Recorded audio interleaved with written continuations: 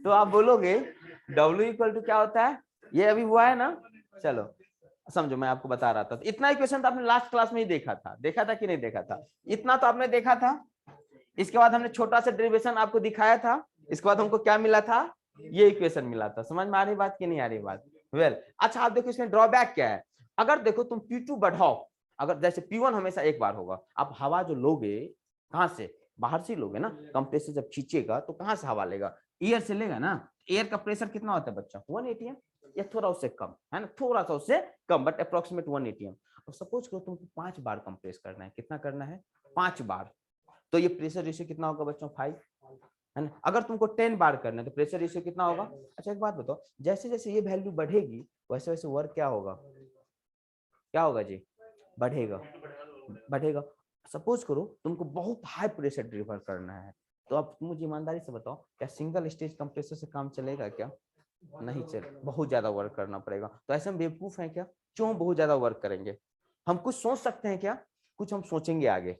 समझ में आ गई बात। ये क्या था बच्चों, एक स्टेज कंप्रेसर, मतलब एक ही कंप्रेसर लगा हुआ था। और आपको मैंने कुछ बताया था, याद होगा पावर प्लांट में इंटरकूलिंग नाम का कोई चीज मैंने आपको बताया था।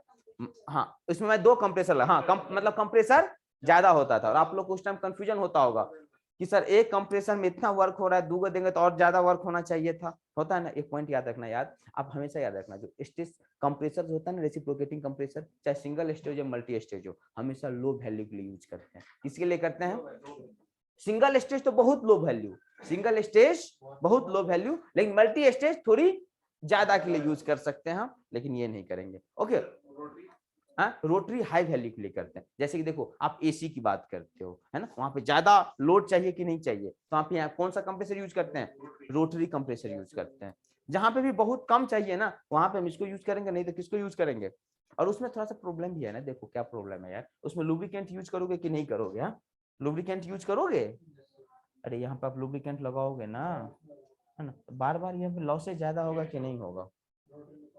हाँ रोटरी में कंपेरेटिवली क्या होगा, लॉसेज।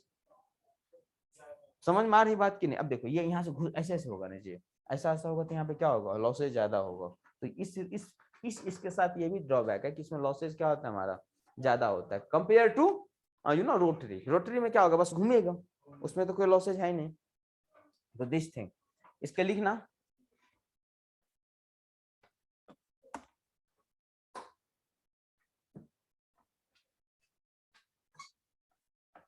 देखो सिंगल स्टेज कंप्रेसर, ये मैं सुनता हूँ ना तो मुझे नींद टूटने लगता है कि नींद सुबह हुआ है, ये अभी नहीं पूरे वाला। तो दिल्ली में क्या होता है, सुबह सुबह 5 बजे बोलता, तो कभी कभी मैं सुनता हूँ, मुझे सुनने में अच्छा लगता है, लगता है कि अभी सुबह हुआ है, ऐसा टेंडेंसी बन चुका है ना। लिखना थोड़ा सा, single stage compressor, single stage compressor, single stage compressor is used for is used for is used for low pressure ratio, is used for low pressure ratio, used for low pressure ratio. Otherwise otherwise otherwise otherwise it will consume,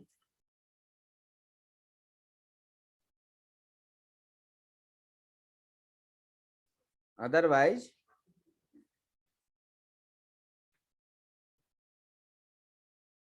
otherwise क्या लिखा, otherwise it will consume more work, it will consume more work, more work और power, ठीक यही बात हुआ ना, more work या power.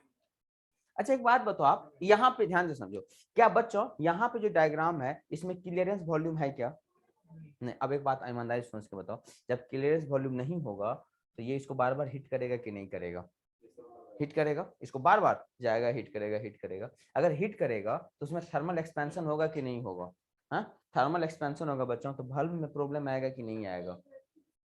देखो इधर देखो, जैसे ये है ना, ये आपका यहाँ पे ऐसा है ना, ऐसे करके बल्ब लगा हुआ है ना, यहाँ पे एक आउटलेट बल्ब होता है और यहाँ पे क्या होता है, एक इनलेट, एयर आएगा एक से जाएगा, है ना। अगर सपोज करो क्लियरेंस वॉल्यूम नहीं है तो ये जो पिस्टन आपका ऐसे ऐसे मूव कर रहा है, ये पिस्टन इसको स्ट्राइक करेगा कि नहीं करेगा? किसको? ये जो वाल्व लगा हुआ है इसको स्ट्राइक करेगा कि नहीं करेगा? अब एक बात बताओ, एक बार स्ट्राइक करेगा, 2 बार स्ट्राइक करेगा, 10 बार करेगा, तो टेम्परेचर राइज होगा कि नहीं होगा? अगर टेम्परेचर राइज होगा तो ऐसा संभावना है कि नहीं इसका जो फंक्शनिंग है ये डिस्टर्ब हो जाए, जितना एयर ना उससे कम आने लगे, प्रॉब्लम होगा कि नहीं होगा? तो हमेशा हम क्या करते हैं बच्चों, क्लियरेंस वॉल्यूम रखते हैं। क्या करते हैं? क्लियरेंस वॉल्यूम रखते हैं। हमेशा आपको बोला क्लियरेंस वॉल्यूम क्यों रखते हैं, तो आप इतना ही जवाब दोगे सर अगर क्लियरेंस वॉल्यूम नहीं रखेंगे तो लाइफ जो है यहाँ हम पिस्टन उसका कम हो जाएगा, जो वाल्व है उसमें एक्सपेंशन होने की चांसेस है, तो वर्किंग उसका क्या हो जाएगा, डिस्टर्ब हो जाएगा। इसलिए हम क्या करते हैं, क्लियरेंस वॉल्यूम को यूज करते हैं। समझ में आ गई बात? यहाँ पे क्लियरेंस वॉल्यूम है क्या बच्चों?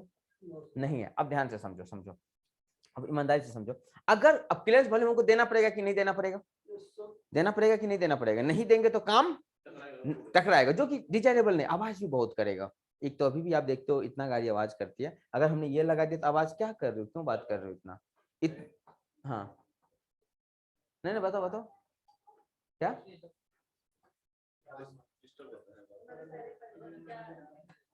इधर देखो, तो आप एक बात बताओ, ध्यान से समझो, आप जब इसको कम इधर देखो, आप जो इसको कंप्रेस कर रहे हो तो बहुत हाई प्रेशर तक कंप्रेस कर रहे हो। और देखो सपोज करो हम यहीं पे आकर रुक गए, लेट्स से जो हम कहाँ पे रुक गए बच्चों, यहाँ पे रुक गए, तो इतना एयर अभी इसमें बचा कि नहीं बचा?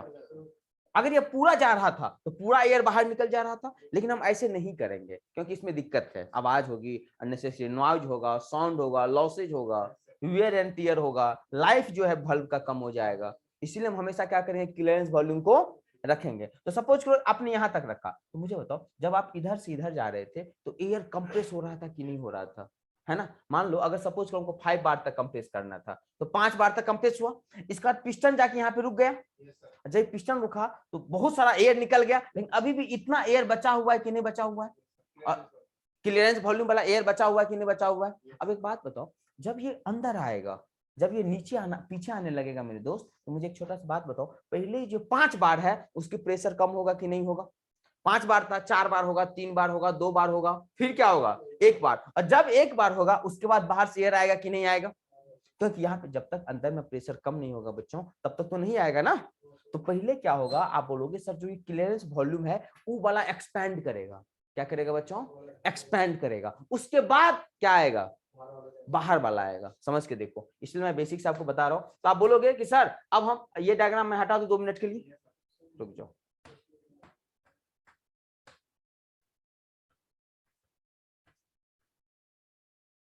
ये भी हटा देता हूं क्योंकि आपको समझ में आ रहा है ये भी काम का नहीं है और ये भी काम का नहीं है। चलो तो हम बात करते हैं, अब आप बोलोगे सर क्लियरेंस वॉल्यूम, तो यहां तक आके रुक जाए हम। ये वाला बच्चों क्या है, इसको हम बोल देते हैं VC या VC, या यहाँ पे 3 है तो जो भी होगा, ये जगह क्या था बच्चों, 3 नाम उसका दे देता हूँ, है ना। अच्छा एक बात बताओ, अब जो ये हाई कंप्रेस एयर है बच्चों, ये पहले एक्सपैंड होगा कि नहीं होगा? होगा। आप बोलोगे सर पहले ये वाला गैस कुछ ऐसे करके एक्सपैंड होगा, नहीं होगा क्या? हाँ होगा कि नहीं होगा? एक्सपैंड हुआ कि नहीं हुआ? अब देखो यहाँ पे इसका नाम क्या दे दे बच्चों, 1 2 3 4, इसका नाम क्या दे देता हूँ, कुछ 4 सपोज करो। तो बोलोगे सर यहाँ से जाके कुछ नया वॉल्यूम लेगा। अच्छा एक बात बताओ मेरे को दोस्त, अब एक बात बताओ, अगर अगर सपोज करो और ज्यादा क्लियरेंस वॉल्यूम होता तो बाहर से कम एयर आता कि नहीं आता? अभी देखो पहले बाहर से कितना एयर आ रहा था, तो V1 में इतना एयर आ रहा था, नहीं आ रहा था क्या? अब कितना एयर आ रहा है, कम एयर आ रहा है कि नहीं आ रहा है? अच्छा एक बात बताओ, आप जितनी ज्यादा क्लियरेंस वॉल्यूम करोगे बच्चों उतनी कम एयर डिलीवर करेगा कि नहीं करेगा? हाँ वही ना, शक भी कम करेगा और डिलीवर भी क्या करेगा, कम। तो ये किस पे डिपेंड करता है, क्लियरेंस वॉल्यूम। तो कभी बोलेगा भाई साहब क्लियरेंस वॉल्यूम ज्यादा है, इसका क्या मतलब है? तो आप बोलोगे क्लियरेंस वॉल्यूम ज्यादा है, इसका ये मतलब है कि एयर जो डिलीवर्ड हो रहा है हाई प्रेशर पे उसकी वैल्यू क्या है, कम है। समझ में आ रही बात की नहीं आ रही बात? क्लियर है पॉइंट? ओके। और ले भी रहा है, क्या ले रहा है बच्चों? आप सुनो, अब सुनो और सुनो और सुनो।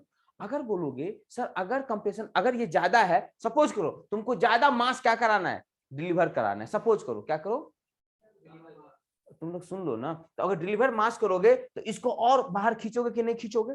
एक बात बताओ, कंप्रेसर का साइज बड़ा होगा कि नहीं होगा यार? अगर तुम चाहते हो उतना ही एयर हम डिलीवर करें जितना पहले कर रहे थे, तो साइज क्या होगा बच्चों? आप समझ रहे हैं ना, यहां से क्या करोगे, 1 को यहां पे लाओगे तो कंप्रेसर का साइज क्या हो रहा है बच्चों, बड़ा हो रहा है। समझ में आ रही बात की नहीं, बिगर हो रही है साइज में। तो आपको कभी पूछा जाए क्लियरेंस वॉल्यूम ज्यादा होगा तो दिक्कत क्या है, तो बोलना सर दिक्कत है सर, पहली बात ये दिक्कत है सर कि ये कम एयर को बाहर से लेगा, और कम एयर लेगा तो देगा भी कम एयर को, पहला बात। दूसरी बात, अगर आप चाहते हो सर कि उतना ही एयर डिलीवर करे जितना पहले कर रहा था, तब हमें क्या करना पड़ेगा बच्चों, साइज। और साइज बढ़ाना बच्चों वाली खेल तो नहीं है, पैसा लगेगा कि नहीं लगेगा, पैसा लगेगा। एक बात बताओ, अगर साइज बढ़ेगा तो मटेरियल बढ़ेगा कि नहीं बढ़ेगा आशीष, साइज बढ़ेगा तो मटेरियल बढ़ेगा, बिल्कुल। मटेरियल बढ़ेगा तो पैसा बढ़ेगा, पैसा बढ़ेगा तो इकोनॉमिकल हो गया, अनइकोनॉमिकल हो जाएगा, अनइकोनॉमिकल हो जाएगा। समझ में आ गई बात। और आपको अच्छी बात और बताऊं क्या, जितनी ज्यादा आप कंप्रेस करोगे, अगर मान लो 10 बार तक कंप्रेस करते, हमने कितना बार तक किया बच्चों 10, तब ये और यहां तक एक्सपेंड, अरे नहीं आ रहा है समझ में, 10 बार तक करते, अभी 4 बार यहीं तक, 10 बार हो सकता तो यहां तक आके एक्सपेंड करता, अरे नहीं समझ रहे हो तुम लोग, 10 बार होता तो और अंदर तक आता ना, तब कितना एयर लेता, और भी क्या लेता बच्चों, कम लेता बाहर से। क्यों, क्योंकि पहले यही एक्सपैंड होगा। इसी, अच्छा बताओ ये अच्छी बात है क्या, सिंगल स्टेज कंप्रेसर में बहुत हाई प्रेशर तक ले जाएंगे तो अच्छी बात है क्या, आप खुद बताओ अच्छी बात है क्या, नहीं, क्योंकि बाहर से क्या लेगा बच्चों, बहुत कम एयर लेगा, बहुत कम एयर लेगा, जो कि डिजायरेबल नहीं है। इसीलिए मैंने आपको क्या, कभी आपको बोला जाए तो बोलना सर ये भी इसके साथ क्या है, ड्रॉबैक है। अब मैं एक छोटा सा काम करता हूँ, और छोटा सा काम क्या करता हूँ, अभी हमने क्लियरेंस वॉल्यूम को निगलेक्ट किया था, अब मैं क्या करता हूँ बच्चों, क्लियरेंस वॉल्यूम को अपने एनालिसिस में।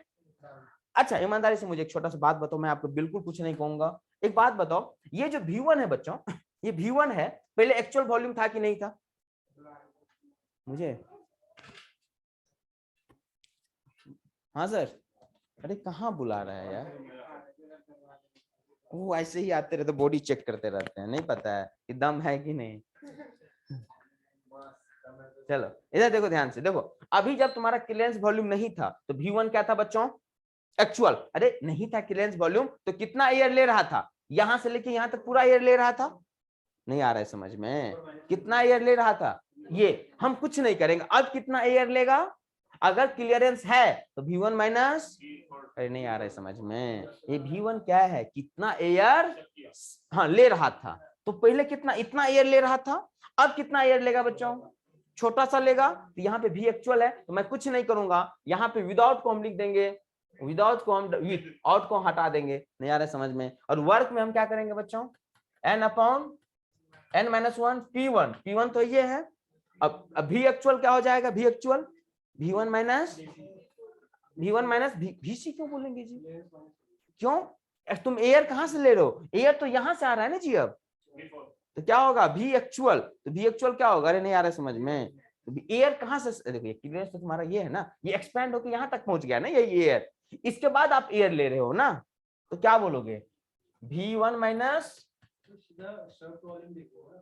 हाँ इसको इसको बोल देना एक्चुअल, V1 को क्या बोलो, V एक्चुअल बोल दो, क्या बोल दो, V एक्चुअल। उस केस में V1 ले रहा था, अब V एक्चुअल क्या आएगा, V1 minus V1 minus V4 minus V4। अच्छा वेल लग जाओ, रुक जाओ, P2 अपॉन P1 के पावर n माइनस 1, ये हो जाएगा बच्चों जब हम किसकी बात करेंगे, विथ क्लियरेंस वॉल्यूम। हेडिंग डाल दो, क्या हेडिंग डाला था, हाँ equation of work with clearance. अच्छा आपने यहाँ पर लिखना, इसको लिखना V एक्चुअल, V1 को क्या लिखोगे V एक्चुअल, और यहाँ पे भी क्या होगा बच्चों V एक्चुअल, लेकिन यहाँ पे V एक्चुअल का वैल्यू क्या हो जाएगा, V1 माइनस V4 लिख लो।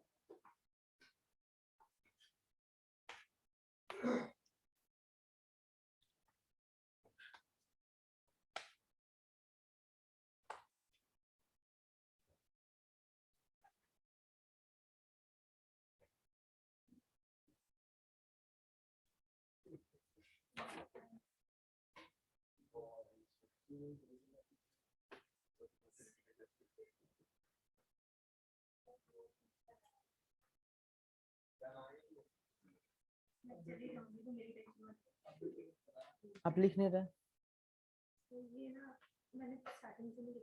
क्या सके, अच्छा ये बाद में लिखोगे, चलो ठीक है कोई बात नहीं, वीडियो में ऐसे ही होता है, बीच में रिकॉर्डिंग बंद हो जाता है।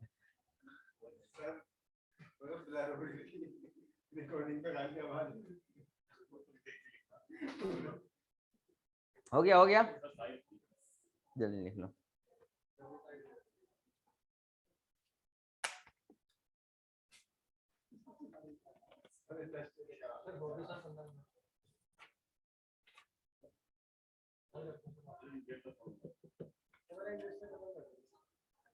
एक जो इसको कवर कर लेते एटलीस्ट यार,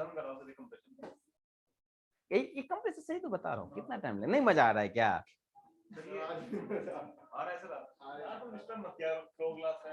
इसमें ये आपको मैं क्वेश्चन कराऊंगा तब मजा आएगा, रुको क्वेश्चन कराता हूँ।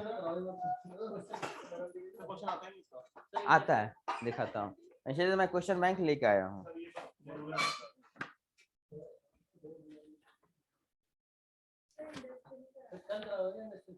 नहीं आज कराऊंगा इंडस्ट्रियल। क्यों? अरे तुम लोग ये कंप्रेसर छोड़ने का मूड में हो क्या? कंप्रेसर से क्वेश्चन नहीं आता है, दिखाता हूँ। कंप्रेसर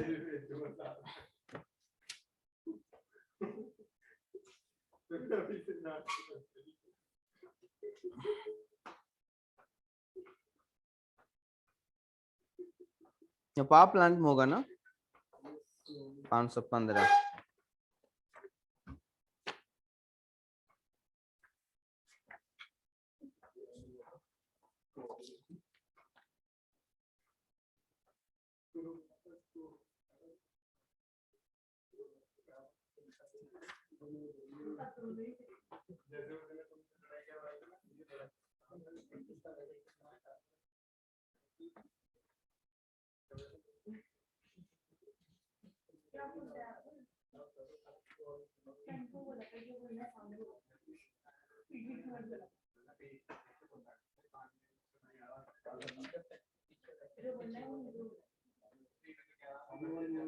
इसीलिए तुम लोग छुट्टी, ये बात करने के लिए चाहिए था क्या?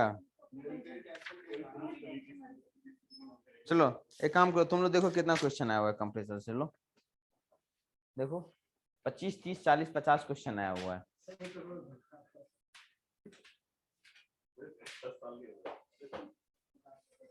अच्छा तुम लोग पेज से अंदाज लगा ले तो कितना क्वेश्चन होगा।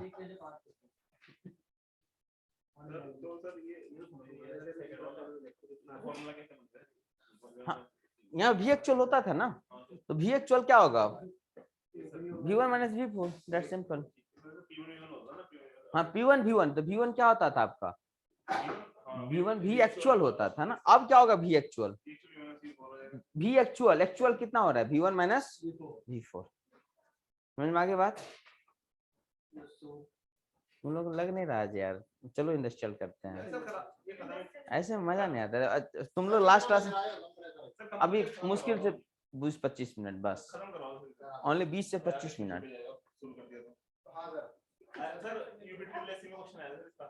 आता है यार, मुझे पता है। चलो बंद करो, लो स्टार्ट कर लेते हैं, कोई बात नहीं, 15-20 मिनट की बात और है, कब कर लेते हैं। सिर्फ रेसिप्रोकेटिंग मैं कराता पूरा, बट आप 50-50 है ना, तो मैं ओनली क्या करता हूँ, ओनली रेसिप्रोकेटिंग, फिर क्या करेंगे? टरबाइन भी स्टीम टरबाइन है, कुछ क्वेश्चन आता है, बट स्टीम टरबाइन जैसे बॉयलर करवाया था ना, वैसे मैं कुछ ट्रिक बता दूंगा उसका भी। अरे दो ही चीज, डिलीवर टरबाइन का नाम सुने हो? डिलीवर टरबाइन वही क्वेश्चन है, रेटवा टरबाइन हो गया, यही दो ही क्वेश्चन आता है। चलो अरे इधर देखो, ये समझ में आया आपको विश्वजीत? देखो यहाँ पे ये क्या होता है, इक्वेशन क्या होता है, ध्यान से समझो। इक्वेशन जो होता है तुम्हारा W, वो होता है n अपॉन, ये ऐसे बीच बीच में क्या आ रहा है, n-1 P1 V एक्चुअल, क्या होता है V, क्या होता है V actual, P2 upon P1 के पावर बताओ n-1, यही होता था ना। और देखो जब आप क्लियरेंस, सुनो इधर सब सुनो, जब क्लियरेंस वॉल्यूम नहीं था, जब क्लियरेंस वॉल्यूम था तो V एक्चुअल क्या होता था, आशीष? V1 पूरा का पूरा वॉल्यूम हम लेते थे ना यार, अब कितना वॉल्यूम लेंगे? तो क्लियरेंस नहीं करेंगे, ये V4 करेंगे, क्लियरेंस तो तुम्हारा यहीं तक है।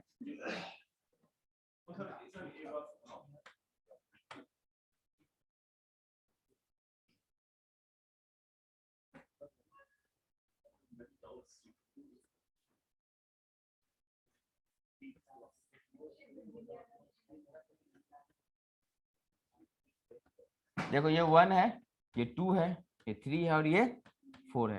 ये तुम्हारा कौन सा डायग्राम है? अरे इधर देखो, पीवी डायग्राम है, ये जो तुम्हारा ये वाली पार्ट, इसको हम क्या बोलेंगे? VC बोलेंगे। VC मतलब, अरे समझने की कोशिश करो यार, एक बात बताओ, हमें तुम्हें तुम लोग से दुश्मनी है क्या? क्यों हम बता रहे हैं, कभी क्वेश्चन बैंक पलट के देखते नहीं हो, बोलोगे सर क्वेश्चन, यार समझो ये बात सर। नहीं तुम लोग ऐसे करो, मजा नहीं आता है ना, क्यों बेवकूफी हम बड़बड़ कर रहे हैं अपना, तुम लोग इधर उधर कर रहे हो। मतलब यार इम्पोर्टेंट है ये बात, अलग है आप लोग फर्स्ट टाइम पढ़ रहे हो तो अपना रिलेट नहीं कर पा रहे हो। नहीं तो मुझे तो ऑलरेडी, मैं भी चाहता हूँ कि 20 को तुम्हारा इंडस्ट्री समाप्त हो जाए, किसको मैं घर निकलूं, नहीं आ रहा है समझ में। लेकिन इसमें क्या लॉस है? लॉस है ना जी, बाद में क्या नहीं होगा, क्वेश्चन सॉल्व करोगे छोटा छोटा बात के लिए। हाँ बिल्कुल, सिविल आपसे लाख गुना बेटर है, लाख गुना मैं समझता हूँ सर। और पढ़ाइए, एक बार चू भी नहीं करता है कोई भी, अच्छा लगता है। और वो लोग पढ़ता भी अच्छा है, FM बहुत सिंसियरली पढ़ता है, आप लोग की तरह नहीं है कि सर ये नहीं आता, आप ही डिसाइड कर ले तो नहीं आता। गजब करते हो। ये कंप्रेसर बच्चों, जैसे आपका बॉयलर होता है ना, ऑन एंड अराउंड कंप्रेसर भी होता है। आप बोलोगे सर क्वेश्चन नहीं देखे, तुम्हें समझ में ही नहीं आएगा ये कंप्रेसर का क्वेश्चन है। एग्जाम देने गया होगा तो हो सकता है ना समझ में आया हो। कंप्रेसर इजी होता है, बहुत इजी होता है। अच्छा समझो, समझ लो कोई बात नहीं, 20 मिनट इतना दे दिया ना, 20 मिनट मुझे और दे दो। कितना देर? 20 मिनट, उससे ज्यादा मत देना, ठीक है? और सब एग्जाम में आता है कंप्रेसर यार, हर क्वेश्चन में आता है, एग्जाम में आता है कंप्रेसर। नहीं होता तो मैं फिर टर्बाइन करवा देता ना। कंप्रेसर इंपोर्टेंट है, इसलिए मैं नहीं अब चाहता हूँ छोड़ना, कंप्रेसर कर लो। और स्पेशली रेसिप्रोकेटिंग आप क्वेश्चन देखना, हालांकि अभी इससे ज्यादा क्वेश्चन तो रोटरी से आता है। चलो खैर छोड़ो, अभी देखो ये तुम्हारा है, अगर हम आपको पिस्टन दिखाएंगे, पिस्टन सिलेंडर, तो हमारा यहां से लेके यहां तक पिस्टन सिलेंडर है। ये हमारा पूरा पूरा क्या है बताओ? पिस्टन सिलेंडर अरेंजमेंट है ना। अगर मैं इसको डॉटेड करके ऐसे ऐसे दिखा दूं, समझ में आ गई बात? और ये भी है, ये है। अब देखो ये बोलेंगे VC, VC क्या है? Clearance volume. इसके करस्पॉन्डिंग ऐसे बनो, ये क्या है हमारा? पिस्टन। तो ये वाला जो पार्ट है ना बच्चों, इसको हम क्या बोलेंगे? क्या बोलेंगे? VC बोलेंगे, क्लियरेंस वॉल्यूम बोलेंगे। समझ में आया? और एक बात बताओ, यहां से लेके यहां तक, देखो यहां से लेके यहां तक को हम बोलेंगे स्वेप्ट वॉल्यूम। कहां से? यहां से लेके यहां तक, इसको क्या बोलोगे? स्वेप्ट। हाँ हाँ क्या? बोलो।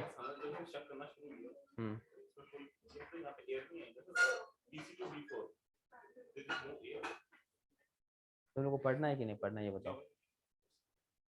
मतलब कुछ क्या बात है, बताओ हम भी समझे, क्यों इतना बेवकूफी मत करो, समझ रहे हो ना?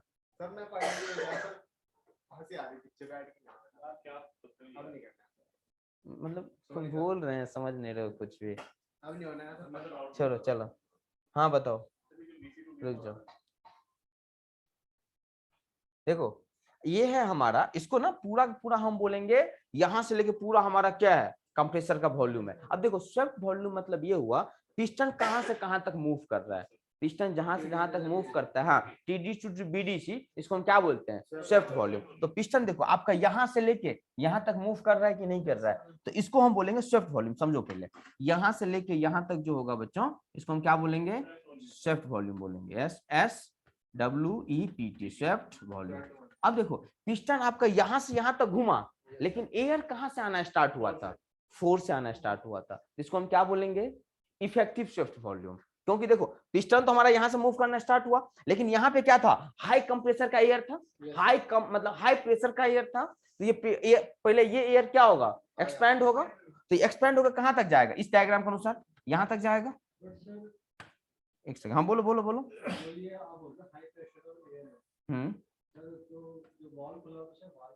कौन? नहीं, इसको बाद पिस्टन बताता हूँ। इसको हम क्या करेंगे, जो ही यहाँ गया, समझ में आ गई बात? पहली बात तो पिस्टन तो RPM बहुत ज्यादा होता है, तो इसको जितना अमाउंट डिलीवर करना है ना, इतना ही डिलीवर कर गया। इसके बाद हम वेट वाला वाल्व लगाते हैं, जो भी अमाउंट गया सेंस करके बंद हो जाता है, क्योंकि उसके बाद हमें नया एयर भी चाहिए। और ये पिस्टन तो मूव करने लगातार, तो जो एयर, देखो नहीं समझ में आया, जैसे इसको पता है कि इतना एयर हमको डिलीवर करना है, कंप्रेसर लगाओगे तो पता होगा उनको। तो जो ही 5 kg इसको एयर डिलीवर करना है, सपोज करो, तो 5 kg उन्होंने डिलीवर कर दिया। उसके बाद क्या हो जाएगा? ये वाला बल्ब अपने आप क्या हो जाएगा? बंद हो जाएगा। इसके बाद जो ये एयर है, ये क्या है? हाई प्रेशर का एयर है। तो पहले क्या होगा? यही एयर क्या होगा? एक्सपैंड होगा, क्योंकि हाई प्रेशर का है ना, 10 बार है। अगर अभी ये खुलेगा तो पता है पूरा पूरा एयर बर्बाद हो जाएगा यार। बर्बाद हो जाएगा ना। क्यों? हम इतना मेहनत करके उसको कंप्रेस किए थे, पता चला बाहर निकल गया। तो ये खुलेगा ही नहीं, ये क्या रहेगा? बंद रहेगा। ये क्या रहेगा हमारा? बंद। और जब ये जाके 1 atm अंदर में प्रेशर होगा ना, अपने आप क्या हो जाएगा? ये इसको हम देखो, हम बोलते हैं भाई, इसको बोलते हैं वेट वाल्व। क्या बोलते हैं? Weight valve. इसमें क्या होता है ना, जो ही प्रेशर इसके इक्विवेलेंट होता है, अपने आप ये क्या होता है? ओपन। अब बोलोगे सर जो ही प्रेशर ज्यादा हुआ, अपने आप ये क्या हो जाएगा? क्लोज्ड हो जाएगा। क्योंकि जब वापस आएगा तो प्रेशर ज्यादा होगा कि नहीं होगा? तो यार इसे निकल जाएगा कि नहीं निकल जाएगा? तो इसको हम इस तरह से बनाते हैं कि जो ही यहाँ पे प्रेशर एक वैल्यू से ज्यादा हुआ, अपने आप ये क्या हो जाता है? बंद रहता है। और जो ही इसमें देखा कि प्रेशर 1 atm से क्या है? कम है, सेंस करेगा कि तुरंत ये वाल्व क्या होगा? ओपन होगा। और जो ही 1 atm से कम होगा, ये आना स्टार्ट होगा। और जो ही कंप्रेशन स्टार्ट हुआ, प्रेशर 1 atm से क्या होगा? ज्यादा, तुरंत ये वाल्व क्या होगा? बंद। ये वाल्व बंद है, ऊपर दोनों वाल्व बंद है। अब ये जब सेंस किया यार प्रेशर 10 बार हो चुका, क्या सेंस किया? प्रेशर 10 बार हो चुका, कि तुरंत ये वाल्व क्या होगा? ओपन हो जाएगा। जितना जाना था जाना, फिर बंद। और यहाँ पे इतना जितना एयर बच गया, अपना बच गया, उसके क्या होगा? पहले एक्सपैंड होगा। अब देखो एक्चुअल में एयर कहां से कहां तक आया? एक्चुअल में एयर यहां से लेके यहां तक आया। तो ये जो वॉल्यूम है ना, इसको हम क्या बोलते हैं? Effective shaft volume. क्या बोलते हैं? Effective shaft volume. Effective shaft इसलिए क्योंकि एक्चुअली में इतना ही एयर लिया है। एक्चुअली में कितना एयर लिया है? इतना लिया है। समझ में आ गई बात? एक्चुअली में कितना एयर गया है? 4 से लेके 1 तक गया है। समझ में आ गई बात? हाँ हाँ, कुछ नहीं हुआ तो उसमें एक्सपैंड हुआ था। जो कंप्रेस एयर है ना यहाँ पे, ये यहाँ से लेके यहाँ तक एक्सपैंड हुआ। हाँ वो एक्सपैंड हुआ है। सबसे यही मैं समझा रहा हूँ। हाँ, ये जो एयर रुका हुआ है ना, यही क्या हो रहा है? एक्सपैंड हो रहा है। अच्छा एक बात आपको मैं बताता हूँ, कभी पर आपको बोला है कंप्रेसर हमको थोड़ा वर्क मिलता है, तो बोलोगे मिलता है सर। कहाँ पे मिलता है? ये वाला पार्ट तुमको वर्क मिल रहा है कि नहीं मिल रहा? बताओ। ये एक्सपैंड हो रहा है तो वर्क मिलता है कि नहीं मिलता है? समझ में आ गई बात? हाँ, एक बात और तुमको बताता हूँ, सुनो। तुम रटना मत। तुमको बोलेगा कि मुझे बताओ, सुनो ध्यान से समझो, सुनो सुनो तो बाद में बना लेना। एक बात और इम्पोर्टेंट, तुमको ये बोलेगा कि अगर हमने क्लियरेंस वॉल्यूम बढ़ा दिया, क्या किया हमने? क्लियरेंस वॉल्यूम बढ़ा दिया, तो मुझे ये बताओ वर्क डन में क्या चेंज आएगा? वर्क डन में कोई चेंज आएगा क्या? अमन, समझ में आया क्वेश्चन? मैं क्या बोला? सुनो, अगर हमने क्लियरेंस वॉल्यूम बढ़ा दिया तो वर्क डन में कोई चेंज आएगा कि नहीं आएगा?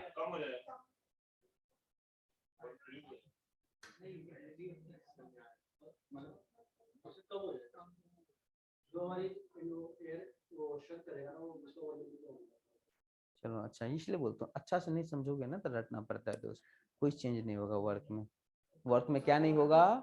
कोई चेंज नहीं होगा। मैं बता रहा हूँ, एक्सप्लेनेशन भी मैं दूंगा क्यों नहीं होगा। एक बात बताओ, अगर तुम्हारा क्लियरेंस वॉल्यूम ज्यादा है बच्चों, क्लियरेंस वॉल्यूम ज्यादा, समझो बात, तो तुम्हारा कम मास आएगा, 5 kg मास आएगा। सपोज करो 5 kg मास आएगा, तो आपने कितना kg मास को कंप्रेस किया बच्चों? 5 kg को कंप्रेस किया। अरे नहीं आ रहा समझ में, कितना कंप्रेस किया? 5 kg। 3 kg निकल गया। कितना निकल गया? 3 kg। सपोज करो तो 2 kg बचा। तो 2 kg से तुम्हें कुछ वर्क मिला कि नहीं मिला? नहीं मिला। 2 kg से कुछ वर्क मिला। अब सपोज करो अगर हम यहीं पे रोक देते बच्चों, हमको 4 मतलब 2 kg क्लियरेंस में रखना था। कितना रखना था बच्चों? 2 kg रखना था। तो समझो बात, अगर हम 6 kg लेते तो हमको वर्क कितना पे करना पड़ता? 6 kg पे। नहीं आ रहा समझ में? डिलीवर कितना होता? 4 kg। 2 kg फिर से क्या होता? एक्सपेंड। ये जो 2 kg वाला जो था, वो वही का वही रहा कि नहीं रहा? तो कभी तुमको ये बोलेगा ना कि क्लियरेंस वॉल्यूम को छेड़छाड़ करने से बच्चों वर्क ऑफ कंप्रेसर क्या होता है, तो बोलोगे कोई चेंज नहीं होता है ना? क्योंकि जितना हम यहाँ पे, अब देखो यहाँ पे जो भी वर्क कर रहे थे, इसका क्या हो जा रहा था? समझ में आ गई बात? ये यहाँ पे वर्क मिल जा रहा था। और आपको बोलेगा कि समझो बात, अगर हमारे पास क्लियरेंस वॉल्यूम नहीं था, वर्क जो है 10 जूल था, सपोज करो, बोलेगा क्लियरेंस वॉल्यूम आ गया तो वर्क क्या होगा? 10 जूल से ज्यादा होगा, बड़ा होगा या सेम होगा? तो क्या बोलोगे? सेम रहेगा। क्लियरेंस वॉल्यूम से बच्चों, हाँ, साइज ऑफ कंप्रेसर पे चेंज पड़ेगा। साइज ऑफ कंप्रेसर चेंज हो जाएगा। हाँ, बढ़ जाएगा। डिपेंड करता है क्या, अगर हम केस वॉल्यूम बढ़ाए तो बढ़ जाएगा, कम होगा तो कम हो जाएगा, डिपेंड उस पर करेगा। और दूसरी बात क्या चेंज हो जाएगा? हाँ, उसका कितना एयर डिलीवर करने की कैपेबिलिटी, 2 चीज चेंज होगा, लेकिन वर्क में कोई चेंज होने वाला नहीं है। ये भी पॉइंट लिख लेना। क्लियर है? अच्छा एक बात मुझे और बता दो, अभी अभी आपने देखा था, अगर हाई प्रेशर रेशियो चाहिए बच्चों, तो क्या हम इससे काम चला सकते हैं क्या? हाई प्रेशर रेशियो चाहिए। अगर हाई प्रेशर रेशियो चाहिए तो मुझे बताओ आपको वर्क क्या करना पड़ेगा, बहुत बहुत ज्यादा देना पड़ेगा, और अगर ज्यादा देना पड़ेगा तो ये कभी फिजिबल नहीं है। तो छोटा सा हेडिंग डाल दो नेक्स्ट, और ये लास्ट हेडिंग है, और इसका नाम होगा बच्चों मल्टी स्टेज कंप्रेशन। क्या नाम होगा?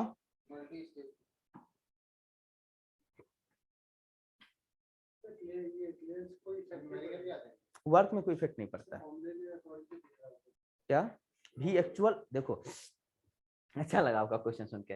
पहले क्या था बच्चों, भी एक्चुअल था, समझो बात। अगर पहले 5 kg एयर आ रहा था अंदर में, अच्छा लगा तुम्हारा क्वेश्चन, 5 kg एयर आ रहा था और अभी भी 5 kg ही आ रहा है, पहले पूरा पूरा 5 था, नहीं आ रहा है समझ में, अभी डिफरेंस 5 आ रहा है, तो क्या फर्क पड़ा?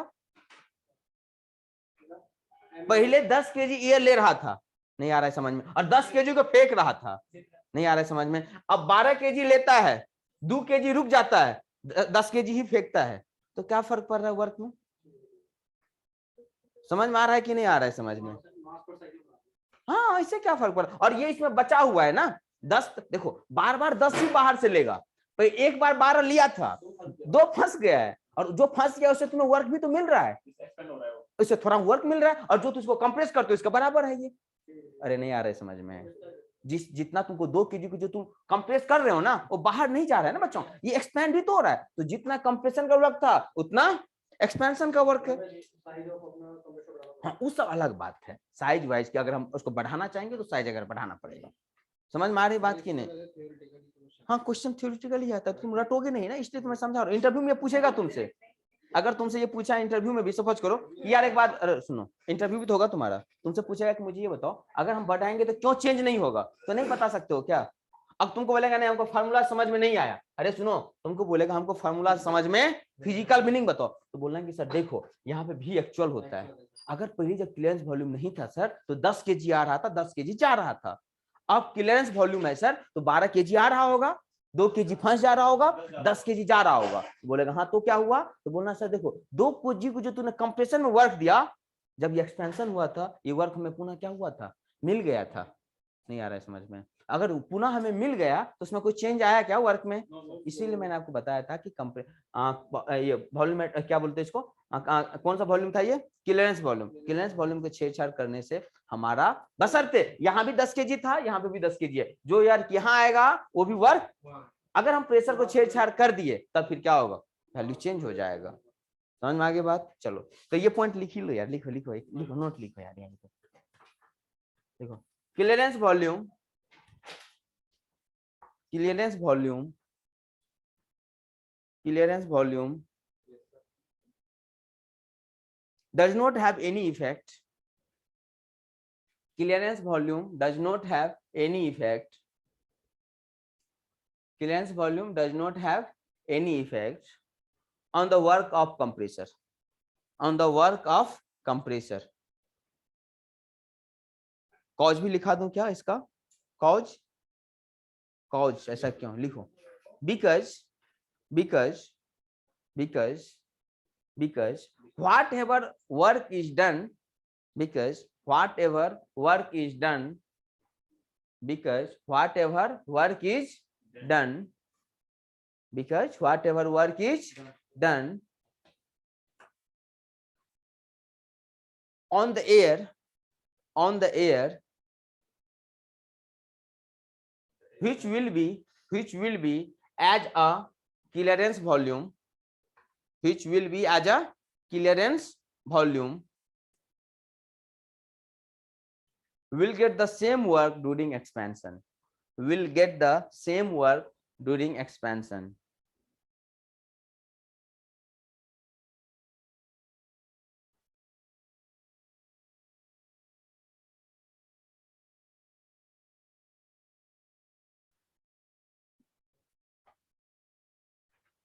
आगे समझ में कोई दिक्कत है?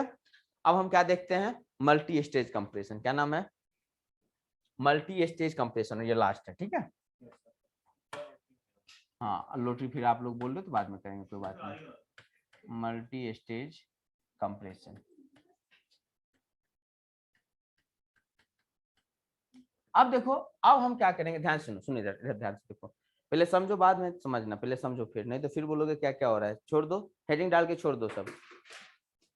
एक बात बताओ, मल्टी स्टेज कंप्रेशन का क्या मतलब है? अब जो हम कंप्रेशन करेंगे एक से ज्यादा कंप्रेशन होगा। अच्छा एक बात बताओ, इसमें दिक्कत क्या था बच्चों? इसमें दिक्कत क्या था? तो आप बोलोगे सर इसमें हम आइसोथर्मल तो नहीं बना पा रहे थे। नहीं बना पा रहे थे ना? आइसोथर्मल बना पा रहे थे क्या? नहीं। अब हम सोचेंगे किसी भी तरह से आइसोथर्मल हो जाए तो काम बन जाएगा, वर्क कम हो जाएगा। अब हम सोचना स्टार्ट करेंगे। हम सोचना ये स्टार्ट करेंगे कि यार सपोज करो हमारा लाइन यहाँ से ऐसे कुछ था, है ना? सपोज करो हमने यहाँ तक ऐसे करके एक आइसोथर्मल था बच्चों, ये क्या हमारा आइसोथर्मल। थोड़ा मैं और टेढ़ा करता हूँ आइसोथर्मल को, रुको, इतना कम पे नहीं चलेगा, स्लोप थोड़ा इसको कम करने दो। आप बोलोगे सर ये था हमारा आइसोथर्मल। क्या था ये? आइसोथर्मल। एक्चुअल में प्रोसेस आइसोथर्मल तो नहीं हो सकता। एक्चुअल में क्या होगा? पॉलीट्रॉपिक होगा। तो सपोज करो पॉलीट्रॉपिक का स्लोप उससे ज्यादा होगा कि नहीं होगा? तो आप बोलोगे सर ये था कुछ इस टाइप से पॉलीट्रॉपिक, ठीक है। ये कुछ कैसा था? ये भी कर्व है, कैसा क्या है ये भी आपका? इसको पहले सिक बना देता हूँ, बाद में इसको बनाऊंगा। ये आपका पॉलीट्रॉपिक वाला है। और अगर ये आइसोथर्मल होता तो आइसोथर्मल कैसे होता?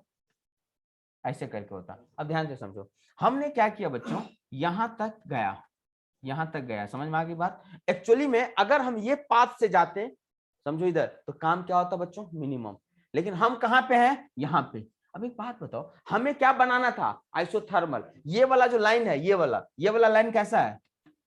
आइसोथर्मल है। तो एक काम करो, यहाँ पे ले जाके अगर हम इसको ठंडा कर देंगे तो कुछ काम बनेगा? तो हमने क्या किया, इसको यहाँ पे ठंडा कर दिया। नहीं कर दिया क्या? और ठंडा करके कहां तक आ गए हम? यहाँ तक आ गए। इसको हम बोलेंगे परफेक्ट इंटरकूलिंग। क्या बोलेंगे इसको? Perfect intercooling. अब देखो, अगर तुम इंटरकूलिंग नहीं करता, ध्यान से समझो, तो तुम ऐसे जाता, फिर नहीं आ रहा है समझ में? अगर आपने, दिख रहा है क्या ये कलर? हाँ, अगर आपने इसको इंटरकूलिंग किया तो अब आप कैसे जाओगे? ऐसे जाओगे। अगर आप आइसोथर्मल की बात करोगे तो आइसोथर्मल यहां से क्या जाएगा? कुछ ऐसे जाएगा। समझ में आ रही बात कि नहीं आ रही बात? अब देखो, ये तुम्हारा ये आइसोथर्मल वाला कर्व है, ये तुम्हारा ये वाला क्या है आपका? पोली वाला है। और ये क्या है आपका? आइसो वाला है। अभी देखो, अगर तुम इसको क्या नहीं कर रहे थे, अगर हम इसको इंटरकूलिंग नहीं करते तो हमको ये वाला एक्स्ट्रा वर्क देना पड़ता कि नहीं देना पड़ता? बताओ। अगर हमने इंटरकूलिंग किया तो एग्जैक्टली आइसोथर्मल तो नहीं है, लेकिन बीच बीच में हम आइसोथर्मल के पास पहुंच जा रहे हैं कि नहीं पहुंच जा रहे हैं? हमने यहाँ पे क्या किया? ठंडा कर दी। हाँ, यहाँ पे हमने क्या किया? ठंडा करना, मतलब इंटरकूलिंग। क्या करेंगे? इंटरकूलिंग। समझ में आ रही बात कि नहीं आ रही बात? हाँ, इंटरकूलर होता ही है, यही सब नाम है इंटरकूलर होता। क्या वहां पे दूसरा कॉन्सेप्ट तुम्हें बताया था, स्पेशली वॉल्यूम वाले कॉन्सेप्ट बता रहा था। वहां पे तुम्हें ये समझ में नहीं आता, इसीलिए वहां फिर मैंने आपको बोला था कि जब हम क्या पढ़ेंगे कंप्रेसर, तो ये बात मैं आपको बताऊंगा। देखो, फिर तुम्हें यहाँ पे, फिर तुम ये जाओगे। हाँ, कांस्टेंट इंटरकूलिंग प्रेशर क्या होता था, याद है? सेम होता था। कांस्टेंट प्रेशर पे क्या हो रहा है? ये इंटरकूलिंग हो रहा है। अरे ये प्रेशर के पीवी डायग्राम है ना, तो ये वाला लाइन कैसा है? स्ट्रेट है ना, तो ये क्या होगा? Constant pressure. अब फिर से देखो, फिर से आइसोथर्मल ये होता, लेकिन एक्चुअली में आइसोथर्मल होगा क्या? नहीं। तो आप बोलोगे सर एक्चुअल में ये होगा, तो फिर हम इसको क्या करेंगे? यहाँ पे ऐसे करके यहाँ पर बना ले आएंगे। नहीं आ रहे समझ में? फिर हम इसको ठंडा कर देंगे। समझ में आ रही बात की नहीं? फिर से आप यहाँ पे करोगे। तो एक बात बताओ, हर एक केस में आप देखो आपका वर्क कम हो रहा है कि नहीं हो रहा है? आप बोलोगे सर, आप कोई बच्चा बोलेगा सर वर्क क्या है? अरे यार ये वाला काम वर्क होता है। समझ में आ रही बात की नहीं? ये ओपन सिस्टम है, क्लोज सिस्टम है? ओपन सिस्टम पे किस एक्सिस पे वर्क देता है? प्रेशर एक्सिस, है ना? तो ये वाला एरिया आपको वर्क देगा कि नहीं? अभी देखो, आप इस वाले केस में अगर आप सिंपल जाते तो कितना वर्क लगता। अब हम इसको क्या कर रहे हैं? बीच बीच में ठंडा करते जा रहे हैं। तो अगर आप बीच बीच में ठंडा करते जा रहे हो तो वर्क आपको क्या देना पड़ रहा है? पहले ये, नहीं आ रहा समझ में, फिर ये वाला, तो धीरे धीरे आपको वर्क क्या हो रहा है? सेव हो रहा है। तो इंटरकूलिंग से हमारा वर्क क्या होता है? सेम। अब एक बात बताओ, तुम्हें ये मैं बताया था मिनिमम वर्क कब होता है? जब परफेक्ट इंटरकूलिंग होता है। सपोज करो अगर आप यहां से घुमा देते तो वर्क तो कम होता, लेकिन क्या ये मिनिमम होता क्या? मेरी समझ में आ रहा है? अगर तुम यहां से कर देता, सब ठंडा तो किया, लेकिन बस इतना ठंडा किया यहां से, तो तुम्हें वर्क इतना तो सेव हो सकता था, वो सेव नहीं हुआ। इसीलिए मैंने आपको उस टाइम बताया था जब परफेक्ट इंटरकूलिंग होता है तो वर्क क्या होता है कंप्रेसर के केस में, मिनिमम हो जाता है। समझ में आ गई बात, वर्क क्या हो जाता है हमारा, मिनिमम हो। अब तुम सुनो, तुम बोलोगे सर एक बात बताओ, तुम लोग का क्वेश्चन हो सकता है कि सर इसको हम और नहीं ठंडा कर सकते हैं क्या, नहीं आ रहा है समझ में, इसको हम और ठंडा कर देते हैं सर, क्या दिक्कत है, मजा आ जाएगा और वर्क कम हो जाएगा, क्या दिक्कत क्या है इसमें बताओ।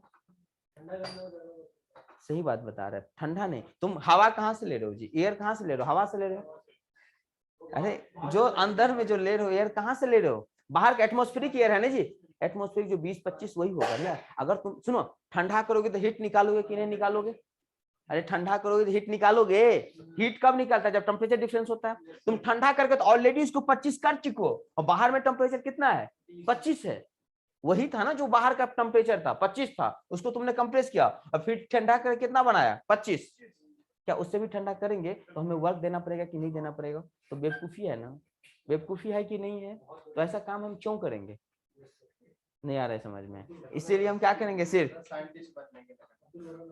तो हम इसीलिए तुमको कभी इंटरव्यू में तुमको उस टाइम पूछा जाता, तुम उस टाइम मुझसे पूछ सकता था, नहीं पूछा मैंने तो बोलता बेवकूफ हो बाद में बताऊंगा, पूछता तो मैं यही बोलता कि बेवकूफ हो बाद में बताएंगे, क्योंकि इंटरकूलिंग वहां पे याद है कुछ इस टाइप का कर्व आता, तुमको तो कुछ भी याद नहीं होगा यार, तुमको तो पूरा भरोसा है ना, ऐसे करके होता था याद है, फिर ऐसे करके होता था, फिर ऐसे करके होता है, ऐसे करके हम बनाया करते थे कुछ कर्व दो ही करके, तो यहाँ पे आप हमको बोल सकते थे कि सर इसको और नीचे ले आते हैं सर, क्यों नहीं ले सकते हैं, क्योंकि उसके इससे नीचे जाने का मतलब है और वर्क देना। अरे एक बात बताओ, ये वाला इक्वेशन आप लोग देखा था कि नहीं देखा था सर, अभी अगर पास पावर प्लांट का नोट्स है तो देखो, हम यहाँ तक इससे ज्यादा नीचे नहीं जा रहे थे, हम आपको बोले थे क्यों, इससे हाँ परफेक्ट इंटरकूलिंग के केस में, क्योंकि उससे ज्यादा नीचे हम, और जो भी था ये टीएस डायग्राम होता था, टीएस ये तो ऑब्वियस बात है, टीएस इसलिए कर्व हो रहा है ना,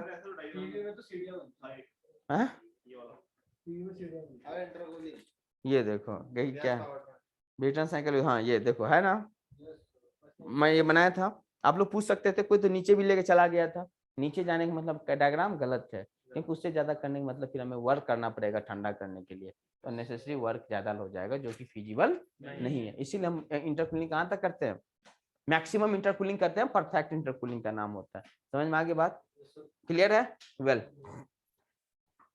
सो अब मैं आपको बताता हूँ, यहाँ पे मैंने कुछ बताया था आपको याद होगा, ध्यान से सुनो कि यहाँ पे जो पीआई होगा, अब देखो इंटरकूलिंग करेंगे कि नहीं करेंगे, इंटरकूलिंग किस प्रेशर पे करेंगे बताओ, तो हमेशा जो इंटरकूलिंग किया जाता है बच्चों, पीआई जो होता है वो टेंडर होता है P1, और ये कितना पे डिलीवर कर रहे हो, सपोज करो ये 1 था, ये पीआई है बच्चों, और ये क्या है आपका 2, तो P1 इंटू, जब कभी भी अगर तुम इस पे करोगे ना परफेक्ट इंटरकूलिंग तो वर्क हमेशा क्या होगा, मिनिमम होगा, तो लिख लेना यहाँ पे पीआई जो हो जाएगा जिस पे आप इंटरकूलिंग कर रहे हो उसका वैल्यू क्या हो जाएगा,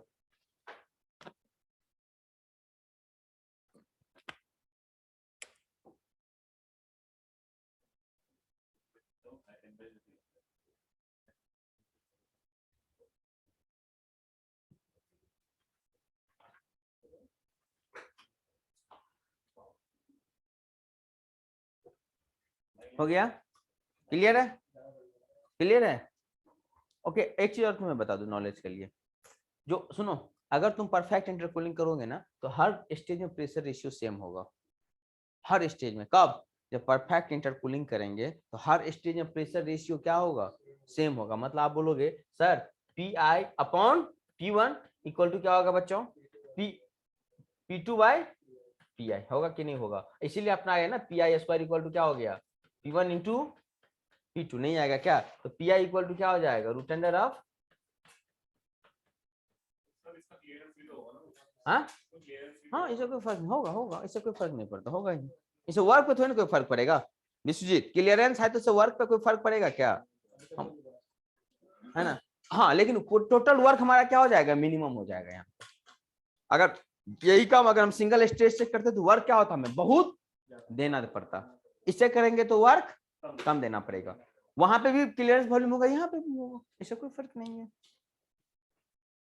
लिख लेना, एक पॉइंट लिखना, in case of perfect intercooling, in case of perfect intercooling, in case of perfect intercooling, in case of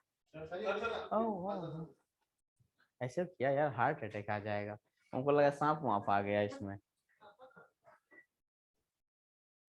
imperfect intercooling, imperfect intercooling, pressure ratio in each stage, pressure ratio in each stage, pressure ratio in each stage, pressure ratio in each stage remains constant. In each stage, in each stage, in each stage remains constant. This condition is only for perfect intercooling. This condition is only for what? Perfect intercooling.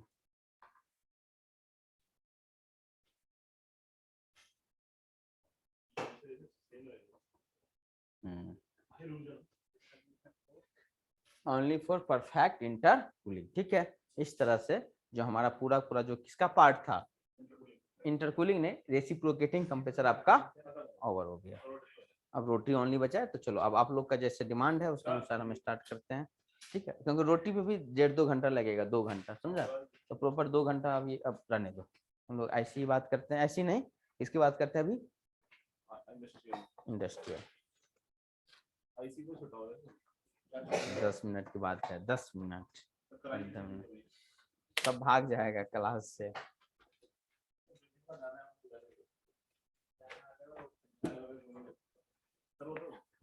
एक काम करो कि मैं 10 minute में तो lunch कर लूं, 10 minute में करते हैं कंटिन्यू।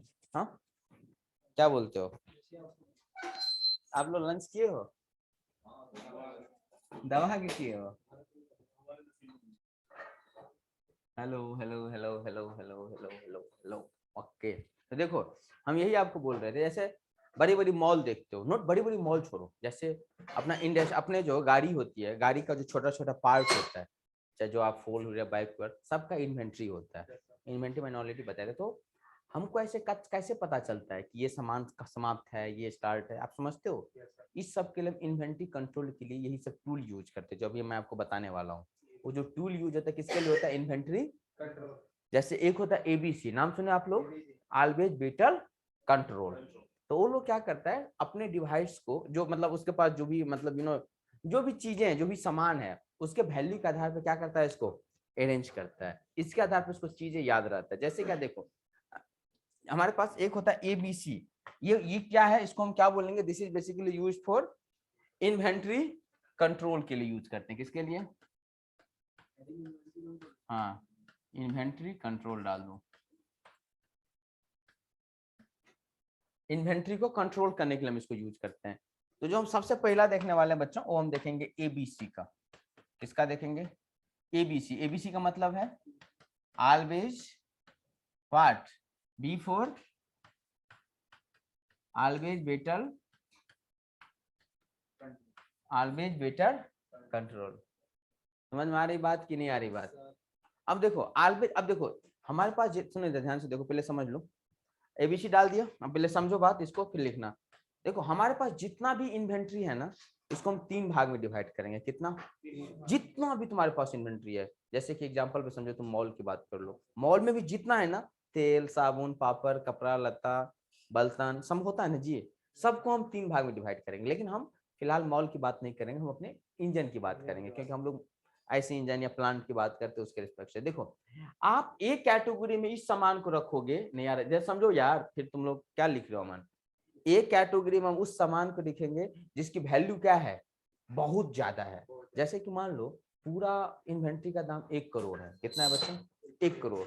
तो पता चला 50 लाख का जो सामान है वो कैटेगरी 50 to 60% और उससे भी ज्यादा। जैसे एक बात बताओ, एक आप इन्वेंट्री बात करते हो, एक ऑटोमोबाइल की इंडस्ट्री है, तो उसमें पिस्टन सिलेंडर भी होगा, नहीं होगा क्या? नट बोल्ट भी होगा, टायर भी होगा, हैंडल भी होगा, नहीं होगा क्या? क्लच प्लेट भी होगा, प्रेशर प्लेट भी होगा। आप मुझे बताओ इसमें सबसे ज्यादा महंगा कौन होगा बच्चों? पिस्टन सिलेंडर अरेंजमेंट, क्योंकि मेन इंजन तो वही है ना, यहीं पे बर्निंग होगा। तो सबसे ज्यादा महंगा कौन होगा उसमें? पिस्टन सिलेंडर अरेंजमेंट, तो बोलोगे इसको हम क्या बोलेंगे, ए कैटेगरी का सिस्टम। समझ में आ गई बात, हम इसको बोलेंगे ए कैटेगरी। अब देखो इसके बाद आ गया टाइड वायर, है ना, टाइड मतलब टाइड होगा बहुत ज्यादा, तो उसके बाद आप बोलोगे बी कैटेगरी में कौन आ जाएगा, टाइड आ जाएगा।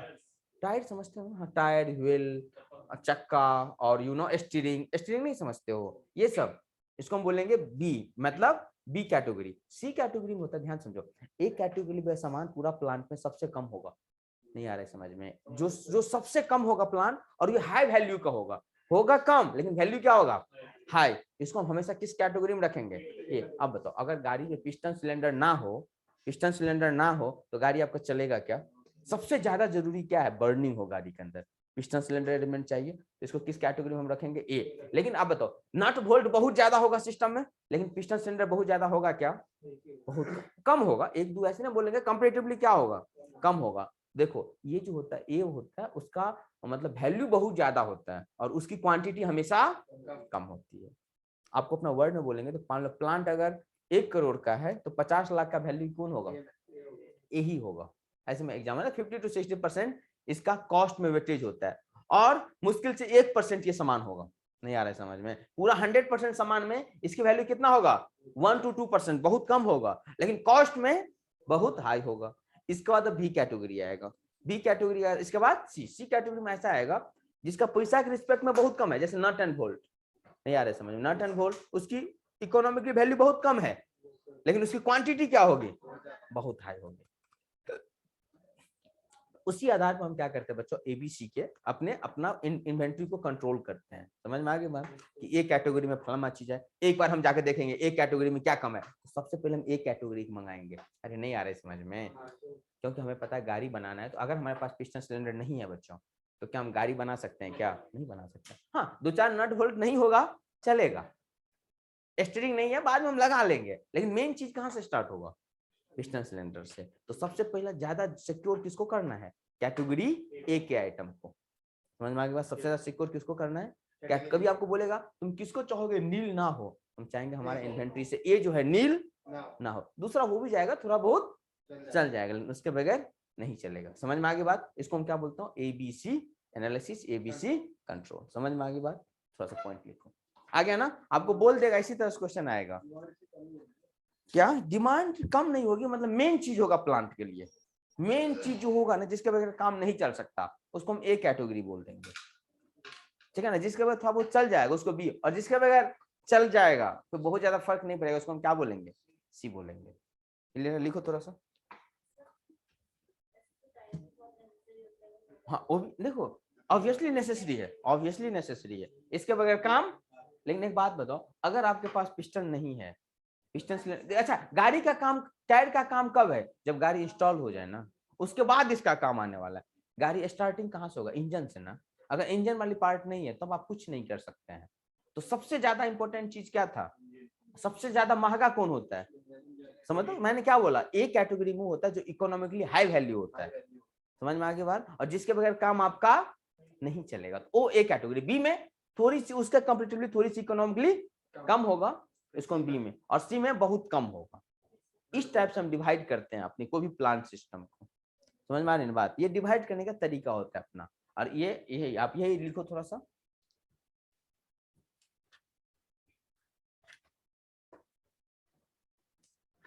देखो इन ABC control, in ABC control, in ABC control, in ABC control, in ABC what? In ABC control, inventory items are classified. Inventory items are classified. Inventory items are classified. Inventory items are classified into A, B and C category. Into capital ABC लिखोगे, into A, B दोनों यार, A, B and C, and C, and C कैसे लिखा आपने, ऐसे लिखा ना, A, B and C category.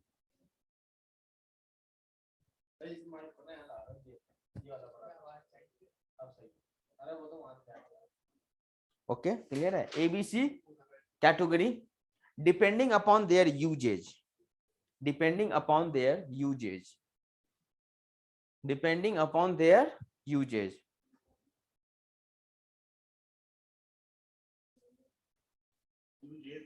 Usage use use use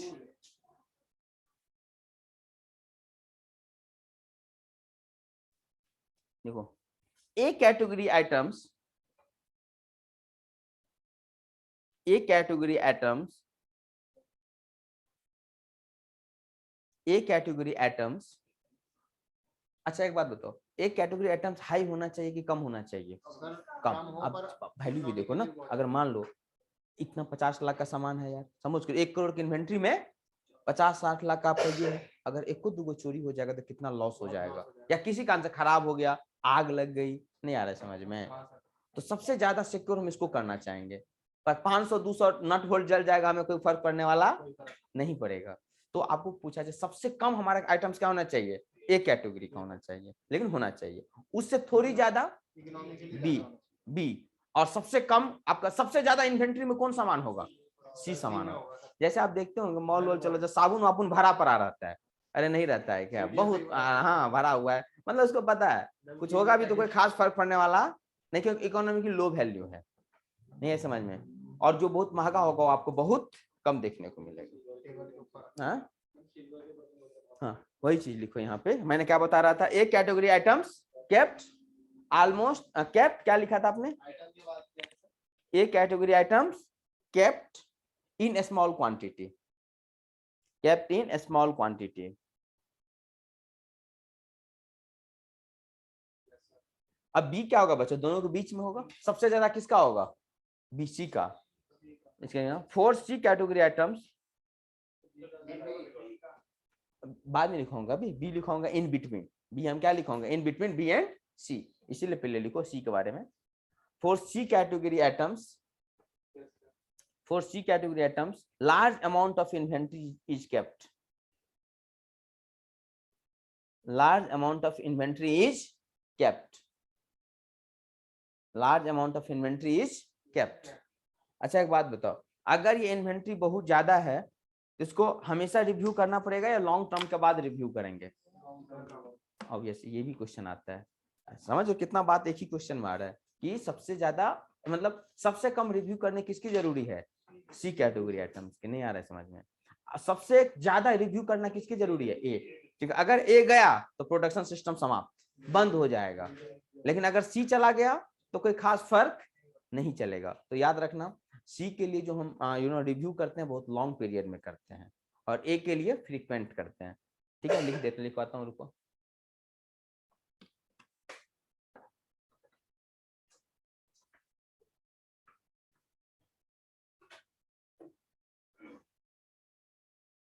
And C category reviewed, and C category items, and C category items,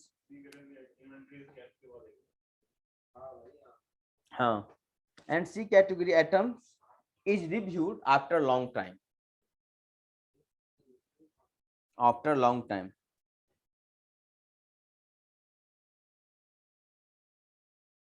But A should be frequently reviewed, but A should be frequently reviewed. अब B क्या होगा बच्चों? हर case में A और C के बीच में होगा। B जो आपका हमेशा A और C के बीच में होगा। Frequently review,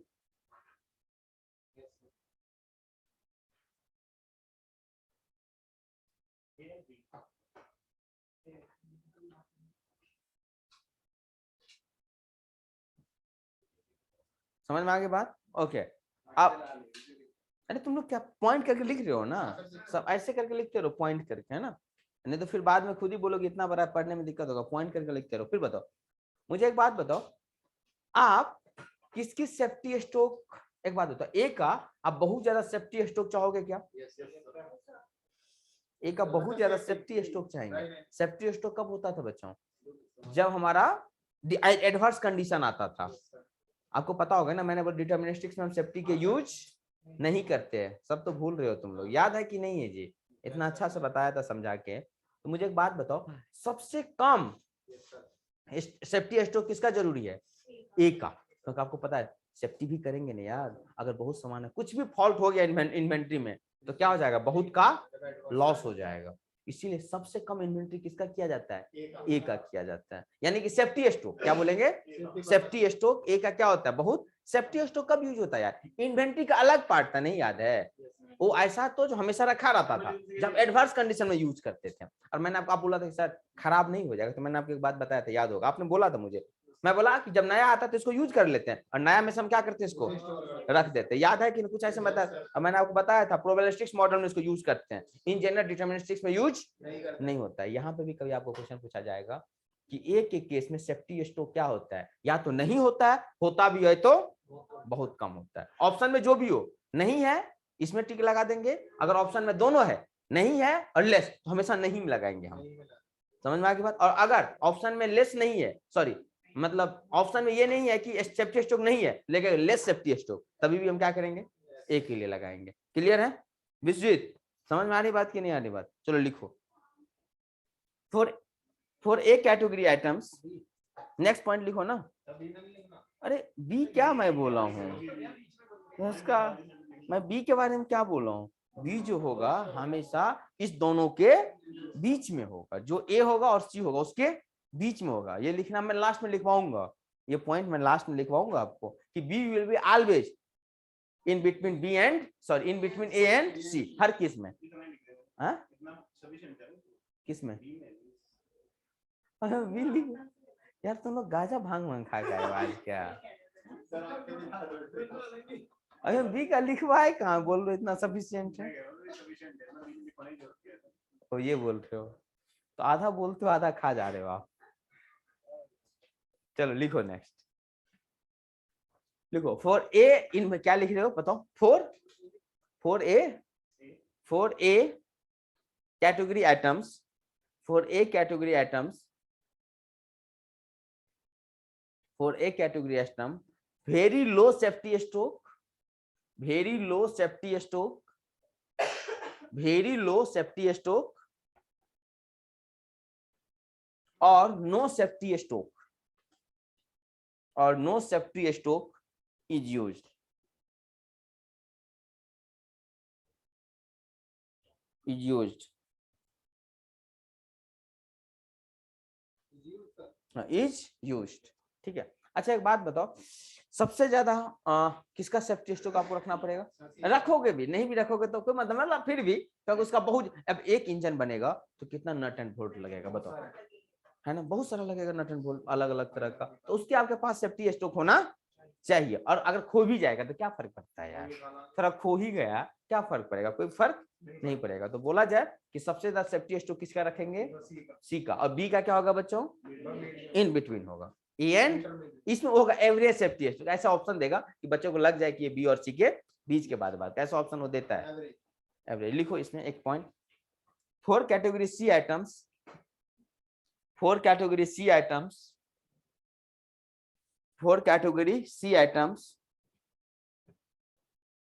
four category C items, more safety stock is needed, more safety stock is needed, more safety stock is usage, usage।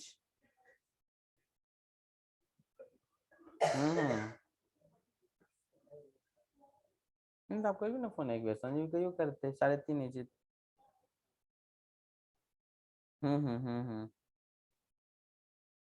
नहीं कंडक्टर के छे पीछे पूछबे कि अलरिया के। मेरा बात समझ में आया? कौन सा लैंग्वेज था ये? अरे मैं बोला कुछ समझ में आया? हाँ बिहार का।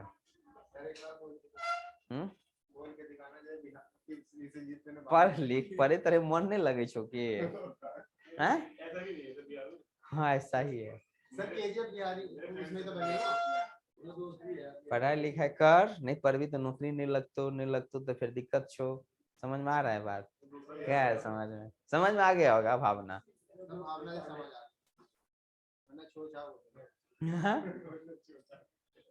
चलो समझ में आ गई बात। एबीसी देखो 8-10 क्वेश्चन एबीसी पाया हुआ है। नहीं भोजपुरी मुझे खुद नहीं आता है।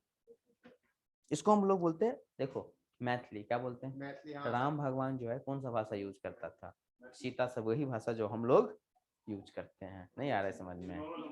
हाँ मैं जो बोल रहा हूँ वो हम लोग तो हिंदी बोलते। अच्छा जो मैं बोलता हूँ ये तो हिंदी है। हम लोग ना जो हम लोग का लैंग्वेज है मैथिली, सुने हो नाम?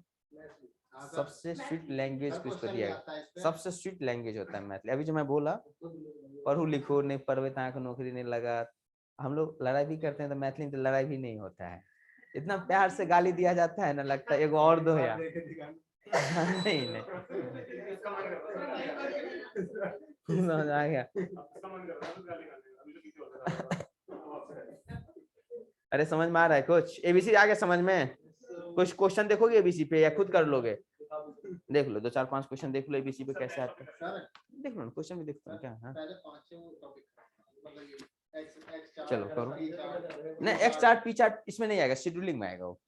इन्वेंटरी में नहीं आता है चार्ट, शेड्यूलिंग में आता है। शेड्यूलिंग करेंगे ये सब। अरे तुम लोग ये देखे हो ना, इसका मतलब बताओ, देखा था क्वेश्चन? इसका मतलब ये सब क्या होता है, इंस्पेक्शन शेड्यूलिंग में यूज करेंगे, वहां पे बताऊंगा ये सब। अभी नहीं, नेक्स्ट लिखो तब। नहीं ये बोल रहा है सर पूरा पढ़ा दीजिए तब। एक काम करता हूँ, ठीक है 3-4 होता है ना, तीनों चारों पढ़ लो तब क्वेश्चन करते हैं। 3 ही 4 ही होता है। एक हो गया, दूसरा का नाम लिखो VED। हाँ एक हो गया एबीसी, दूसरा होता है VED। वेद क्या होता है? VED। देखो V मतलब हो गया वाइटल, E मतलब हो गया इसेंशियल, D मतलब हो गया डिजायरेबल।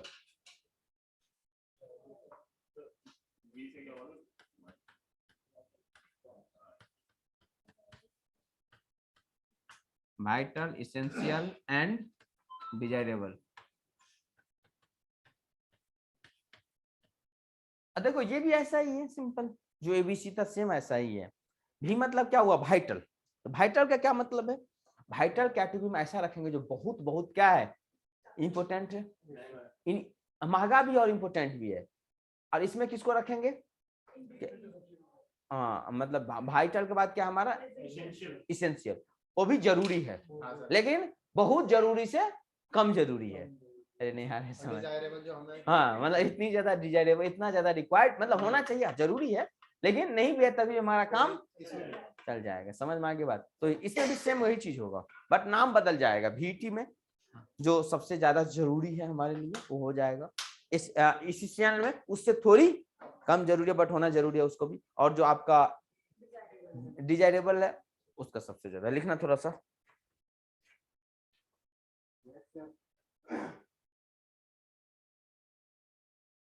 देखो this classification is based upon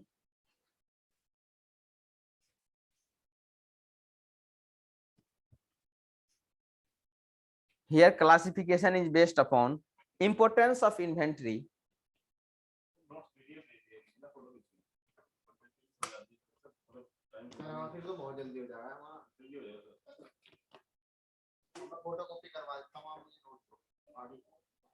सुनो नोट्स की बात नहीं है।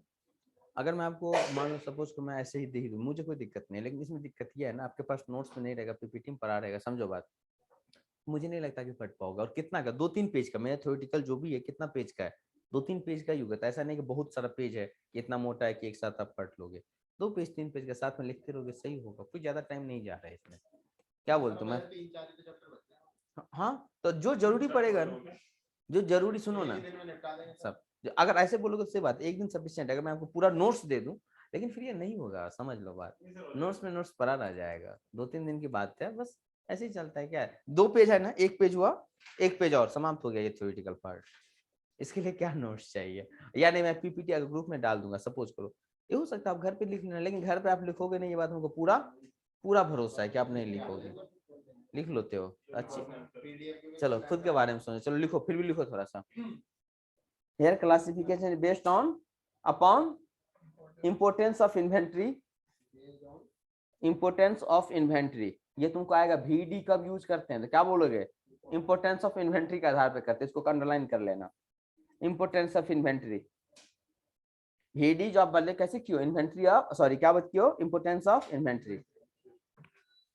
अब बोलेगा कि सर वाइटल आइटम्स कौन है, तो बोलोगे सर वाइटल आइटम, वाइटल मतलब समझ लो ना, ऐसा आइटम्स जिसके बगैर आपका प्रोडक्शन सिस्टम रन ही नहीं करेगा। जैसे क्या, किसी भी सिस्टम के लिए रॉ मटेरियल चाहिए कि नहीं चाहिए, बगैर रॉ मटेरियल का क्या आप काम चला लोगे, क्या नहीं चला सकते। तो रॉ मटेरियल जो होगा किसी प्रोडक्शन के लिए सबसे, ये किस कैटेगरी में आएगा, वाइटल कैटेगरी में आएगा। तो लिख लेना, vital items are those, vital items are those, आप लोग क्या बोलते हो, वाइटल ही बोलते हो ना,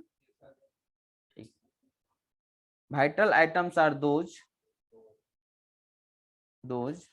without that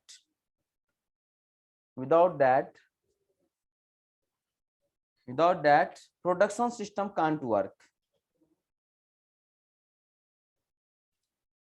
without that production system can't work, immediately it will be closed,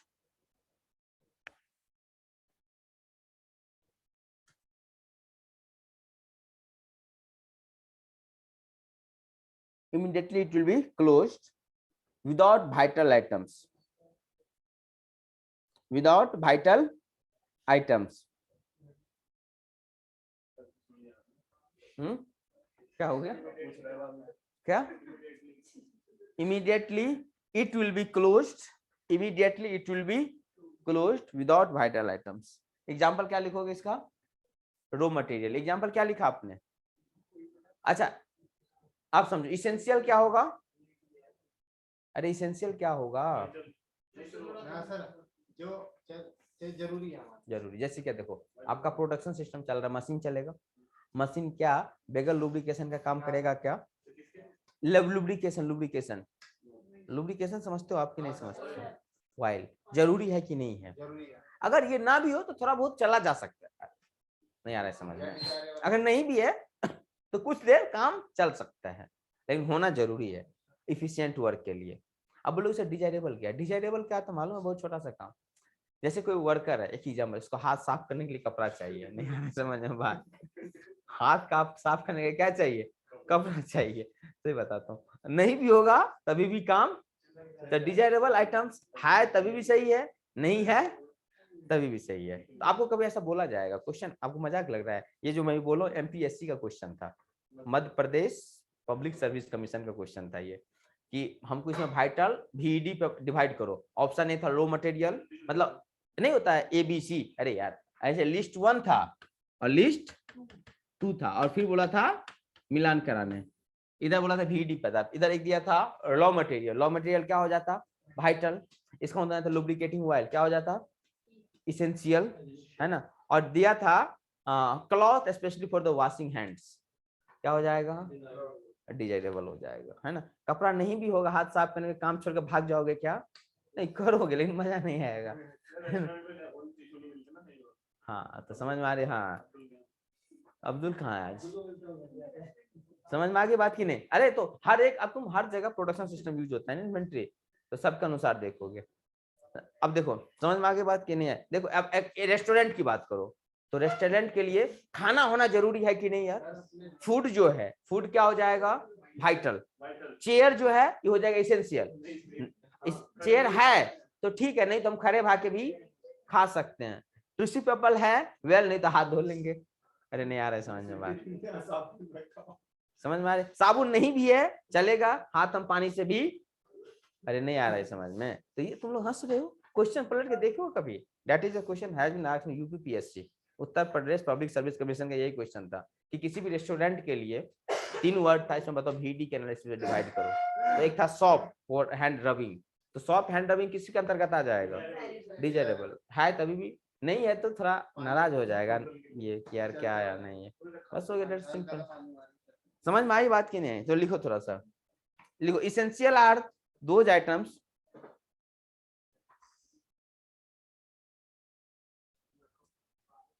एक बार, जैसे आपका चेयर नहीं है तभी भी काम चल सकता है ना, बट उतना अच्छा नहीं चलेगा, हाँ क्या, अच्छा तुम कोचिंग पे ही आओगे। हाँ चलो चलेगा।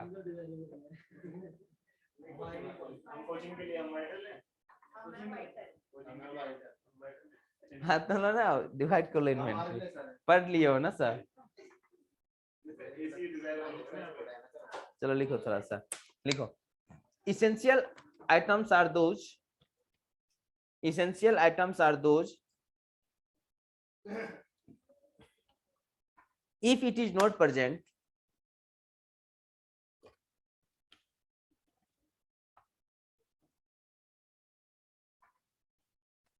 if it is not present, still production system can work, still production system, still production system can work, still production system can work, मतलब अभी प्रोडक्शन सिस्टम क्या करेगा बच्चों, वर्क करेगा।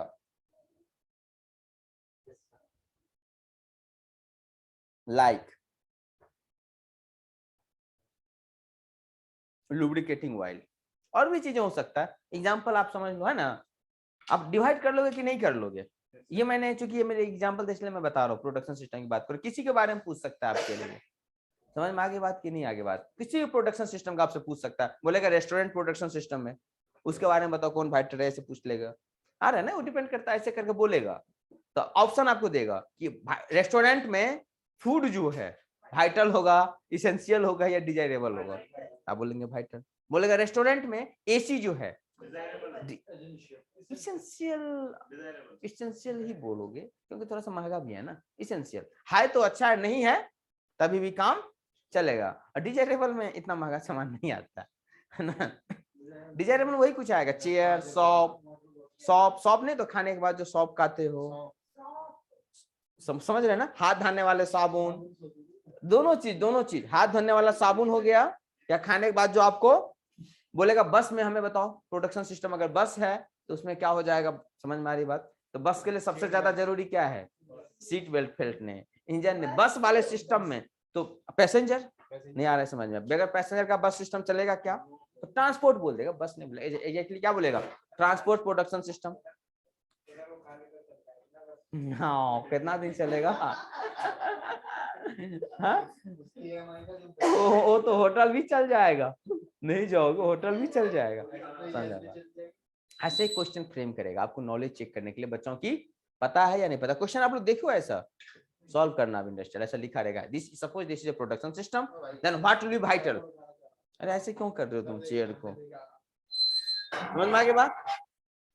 अब इसे डिजायरेबल लिखाना है क्या, नहीं भी है तो हमारा कोई खास फर्क नहीं पड़ेगा, है तो वेल, नहीं है तो कोई खास फर्क पड़ने वाला नहीं है। जैसे कि बस में मैट, मैट नहीं है क्या, मैट होगा अच्छा है, अच्छा लगेगा, नहीं है तभी भी हम विश्वजीत ऐसे में मैट नहीं है नहीं जाएंगे, जाओ दूसरा आएगा तब जाएंगे। ऐसे बोलते हो आशीष, हाँ ऐसे नहीं बोलते हो ना। बस में जैसे कल का एसी भी हो गया, बस का एसी नहीं है। ऐसे का क्वेश्चन आएगा। नेक्स्ट लिखो HML, हाई मीडियम लॉ, तीसरा है ये प्रोडक्शन सिस्टम का ML।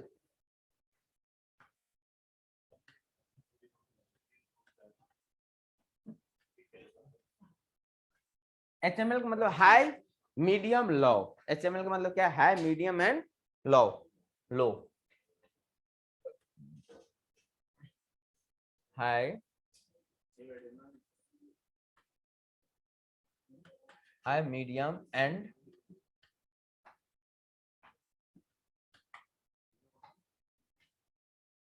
हाई मीडियम एंड, फिर तुम लोग बात कर रहे हो बहुत। देखो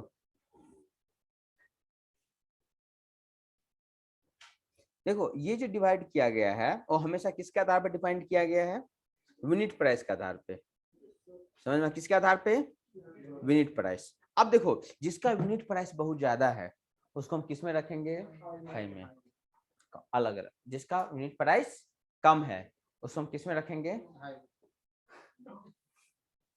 आज तुम भी चढ़ा के आए हो। जिसकी यूनिट प्राइस हाई है तो उसको, जिसको लो है, जिसका मीडियम है, सिंपल सी बात है। एग्जांपल आप कुछ भी हो सकता है, बोलेगा, है ना। तो ये पहले पॉइंट लिखो, इसको जब डिवाइड लिखो। Here classification is based upon, here classification is based upon, here classification is based upon, एक पेज भी हुआ है अभी तक विश्वजीत, समाप्त होने वाला है, ठीक है। Here classification is what, based upon unit price और परचेजिंग कॉस्ट, यूनिट प्राइस और परचेजिंग कॉस्ट, इसको अंडरलाइन करो, ये क्वेश्चन आया हुआ है कि जो एचएमएल है किसके आधार पर डिवाइड किया, समझ में आ गई बात, वाइटल इसेंशियल के आधार पे, इस तरह से कुछ कुछ ऑप्शन होता है, तो किसके आधार पर होता है, ये यूनिट प्राइस और परचेजिंग कॉस्ट, ये अंडरलाइन करो, ये क्वेश्चन आ चुका है इसलिए।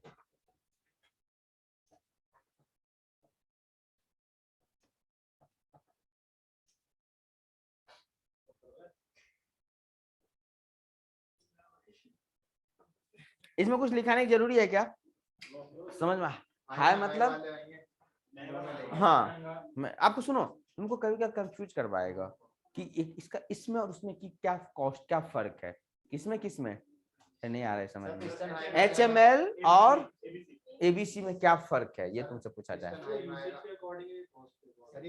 क्या, नहीं उसमें भी कॉस्ट था, उसमें टोटल कॉस्ट था या डायरेक्ट कॉस्ट था, क्या था, डायरेक्ट, जिसका डायरेक्ट कॉस्ट सबसे ज्यादा था उसको हम क्या रखते थे, ए, मैं बोला था ना 50 to 60% उसमें लग जाता है, तो उसको हम क्या बोलते थे, ए। लेकिन यहाँ पे एच जो होगा कुछ जरूर नहीं है, अब मान लो ये है 80 रुपये, नहीं है कितना, 80 रुपये, हमने बस 10 यूनिट लिया तो टोटल कॉस्ट कितना है बच्चों, 800, और ये है 50 रुपये, लेकिन हम 20 को ले लिए, नहीं समझ में आ रही बात, तो इसका वैल्यू ज्यादा हो गया ना यार, और ये है 20 रुपये, 200 खरीद लिए हम, नहीं आ रहा समझ में। तो इस पे जो अभी आप डिफाइन करो किसके आधार पे कर रहे हो, यूनिट प्राइस के आधार पे, लेकिन एबीसी में ये था टोटल कॉस्ट के आधार पे या डायरेक्ट कॉस्ट, क्या डायरेक्ट कॉस्ट के आधार पे था, नहीं आ रहा है समझ में बात, तो दोनों में फर्क है। वहां पे ये बात आपको कहीं पूछेगा क्या फर्क है तो बोलना सर वहां पे डायरेक्ट कॉस्ट था, जैसे ए था, इसका ए का डायरेक्ट कॉस्ट, ए का अगर 1 करोड़ का मान लो 1000 का है तो डायरेक्ट ये कितना का है, 500 का है, और रिमेनिंग कितना होगा, 50 रुपया 20 रुपया का होगा। गोली खेलो, गोली इसको क्या बोलते हैं, जेब अच्छा था ऐसे करके लगता था, मार खाते थे बच्चे में कि नहीं तुम लोग यार, ऐसे खेलता तो मार खाता था, किससे, इससे खेलता था, किससे खेलता था, इससे, अरे इससे ऐसे कर बस देखे हो। तो यहाँ पे भी जैसे मैं बता रहा हूँ कंचा का एक बार क्वेश्चन आया हुआ है, ये किस क्वेश्चन का था यार मुझे याद नहीं, ऐसे एसएससी जेई में आया हुआ था, हाँ मैं खेलता था, बहुत मार लगता था घर पे, तो मैं फिर भाग के हॉस्टल चला गया था घर से भाग के, कि वहाँ ना वहाँ पे कोई नहीं देखने वाला है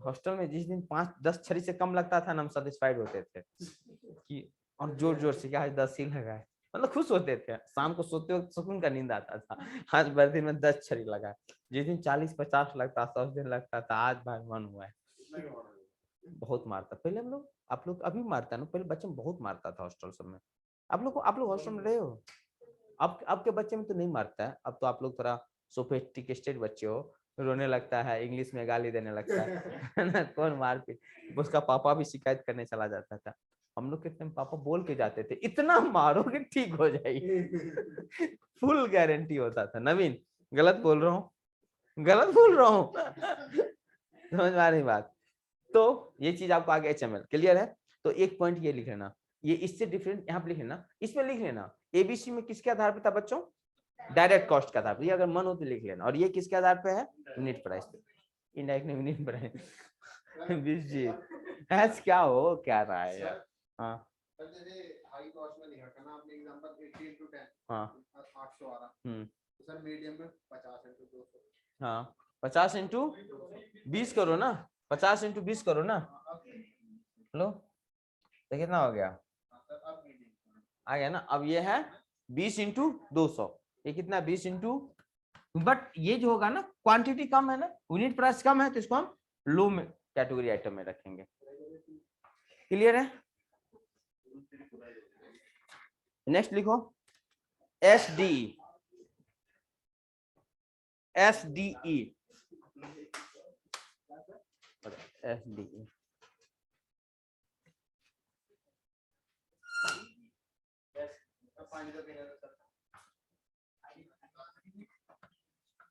SDE।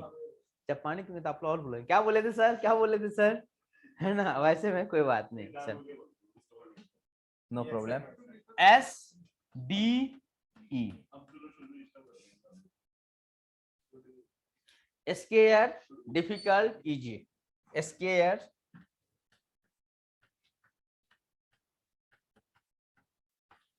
Difficult and what, easy.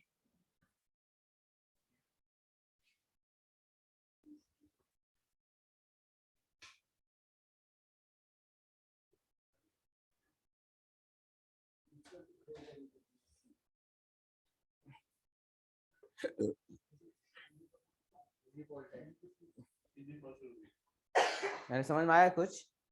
SD में क्या आधार, आपको क्या लगता है? S का मतलब स्केयर, डरा हुआ, D मतलब डिफिकल्ट, E मतलब इजी। तो SD में उस, देखो S में उस कैटेगरी रखते हैं जिसका भूत है क्या, डर जाओ। देखो जिसको खोजना बहुत मुश्किल होता है उसको हम किस कैटेगरी में रखते हैं? स्केयर। नहीं आ रहा है समझ में? ढूंढना जिसको, हाँ सामान, कुछ भी आप डिपेंड करता है क्या प्रोडक्शन। जैसे मान लो कोई R&D, रिसर्च एंड डेवलपमेंट काम कर रहा है, मैनिंग कर रहा है, तो इसको सबसे मुश्किल है कि कौन सी ढूंढना, सोना या हीरा, तो ये उसके लिए स्केयर आ जाए। समझ में आ गई बात, समझ में आ गई बात। और कोयला तो आराम से निकल जा रहा है तो इजी में आ जाएगा। कोई और भी चीज है, पेट्रोलियम थोड़ा मुश्किल है तो डिफिकल्ट में आ जाएगा। तो आप बोलोगे सर समझ में आ गई बात विश्वजीत, वेल। SD का मतलब समझ में आ गई बात। आप बोले सर स्केयर कैटेगरी में इसको रखते हैं जिसको मिलना, जैसे कि इंडिया में आप बात एटॉमिक पावर प्लांट की, तो यूरेनियम लाना मुश्किल है कि नहीं है? इस यूरेनियम हमारे यहाँ नहीं होता, हम ऑस्ट्रेलिया वगैरह से मंगवाते हैं, तो ये थोड़ा मुश्किल है, तो इसको हम किस कैटेगरी में रखेंगे? स्केयर कैटेगरी में। जो हमें उससे थोड़ा मुश्किल है, मतलब उससे थोड़ा आसान है, मुश्किल से थोड़ा कम मुश्किल है, तो इसको हम किस में रखेंगे? डिफिकल्ट। और जो आराम से मिल जा रहा है इसको हम किस में? इजी में। समझ में आ गई बात। आप लोगों के लिए एग्जाम कौन कैटेगरी में आएगा? इसके भी आ सकता है, इजी में आ जाएगा। चलो हमेशा एग्जाम निकालते रहो, है ना, जब देते हैं एग्जाम निकल जा रहा है इजी है, एग्जाम देते हैं बस। अरे समझ में आ गई बात। तो आप सुनो सुनो, तुम्हें SD जो है ये किसके आधार पर डिवाइड किया गया? तो बोलोगे अवेलेबिलिटी, मतलब जो ज्यादा अवेलेबल है, जो इजीली अवेलेबल है, इसको हम क्या बोलते हैं? इजी कैटेगरी में। SD के आधार पर हम क्या बोलेंगे? इजी। समझ में आ गया? आप एग्जांपल मैं आपको समझा सकता हूँ इसका कैसा। हालांकि मैं SD पे क्वेश्चन आया हुआ, एक बार ऐसा हुआ था कि SD जो किया गया है वो किसके आधार पे किया गया है? कॉस्ट के आधार पे, टोटल कॉस्ट के आधार पे, यूनिट प्राइस के आधार पे, नहीं आ रहा है समझ में, और अवेलेबिलिटी के आधार पे। तो क्या बोलेंगे? अवेलेबिलिटी के आधार पे किया गया था। कहीं पूछेगा इसमें से मुझे बताओ कौन सा ऑड है, ABC, HML, SDE, नहीं आ रहा, ऐसा भी क्वेश्चन आ रहा है कि नहीं आ रहा है आप लोगों का? और एक कुछ और नाम देगा तो ऑड क्या हो जाएगा? अभी तक जितना था बच्चों कॉस्ट के आधार पे था, नहीं दिख रहा था आपको, अलग बात है यूनिट और डायरेक्ट जो भी था, बट ये किसके आधार पे? कॉस्ट इसके लिए मैंने नहीं रखता है, क्या रखता है? अवेलेबिलिटी। अवेलेबिलिटी के आधार पर हम इसको करते हैं, ठीक है। तो ये थोड़ा क्या हो जाएगा आपका? Odd one. ऐसा क्वेश्चन आ रहा है ना जी, 2 एग्जाम दिए हो, दोनों एग्जाम में आया है कि नहीं आया है कि मुझे बताओ कौन सा ऑड वन है? तो आ सकता है इसमें। हाँ, तो अलग तो अभी तक जो भी तुम बात किए हो सब किसके आधार बात किए हो? कॉस्ट वॉस्ट। ये किसके आधार पे है? एवेलिटी। ये पॉइंट लिख लो, लिख भी लिया, लिखो। दिस इज बेस्ड अपॉन, लिखो लिखो, नहीं लिखोगे? ले पूरा तो लिखो, लिखो। It is based upon how much easy और difficult, it is based upon how much easy or difficult, it is based upon how much easy or difficult to find inventory item, to find inventory items.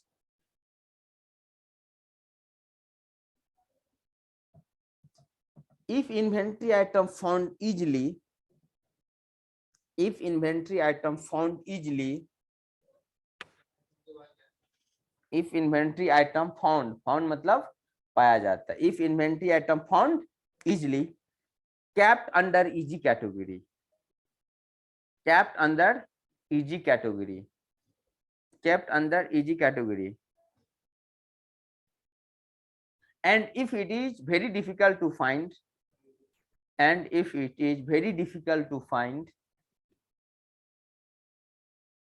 and if it is very difficult to find, kept in a scarce category. ठीक है, kept in a scarce category. एक next point लिखो, next point लिखना. Here inventory is classified. Here inventory are classified. Here inventory are classified on the basis of availability of, on the basis of availability of, on the basis of availability of inventory for the production system. Inventory for the, तो वही हो अभी, classified on the basis of, classified on the basis of availability of inventory, availability of inventory for the production system. Done. इस तरह से ये हमारा पूरा क्या हो गया बच्चों, चैप्टर खत्म. क्लियर है? कुछ हम 2-4-5 क्वेश्चन देखते हैं, फिर हम स्टार्ट करेंगे नेक्स्ट चैप्टर. तो मुश्किल था क्या? यहीं पे क्वेश्चन समझ में आने के बाद कैसे आता है? 3 अरे नहीं, अगर मैं मोटा मोटी देखूंगा तो एक ही चैप्टर है, 2 है ना, लेकिन है क्या कि आपके सिलेबस में ना अलग अलग नाम दे दिया है. अरे इतना एक लाइन का नहीं है, 5-5 पेज पे चलेगा, 5-6 पेज का बस, 5 पेज 6 पेज करके. एक चैप्टर आज होगा ही नहीं, कल करा दूंगा पीपीसी.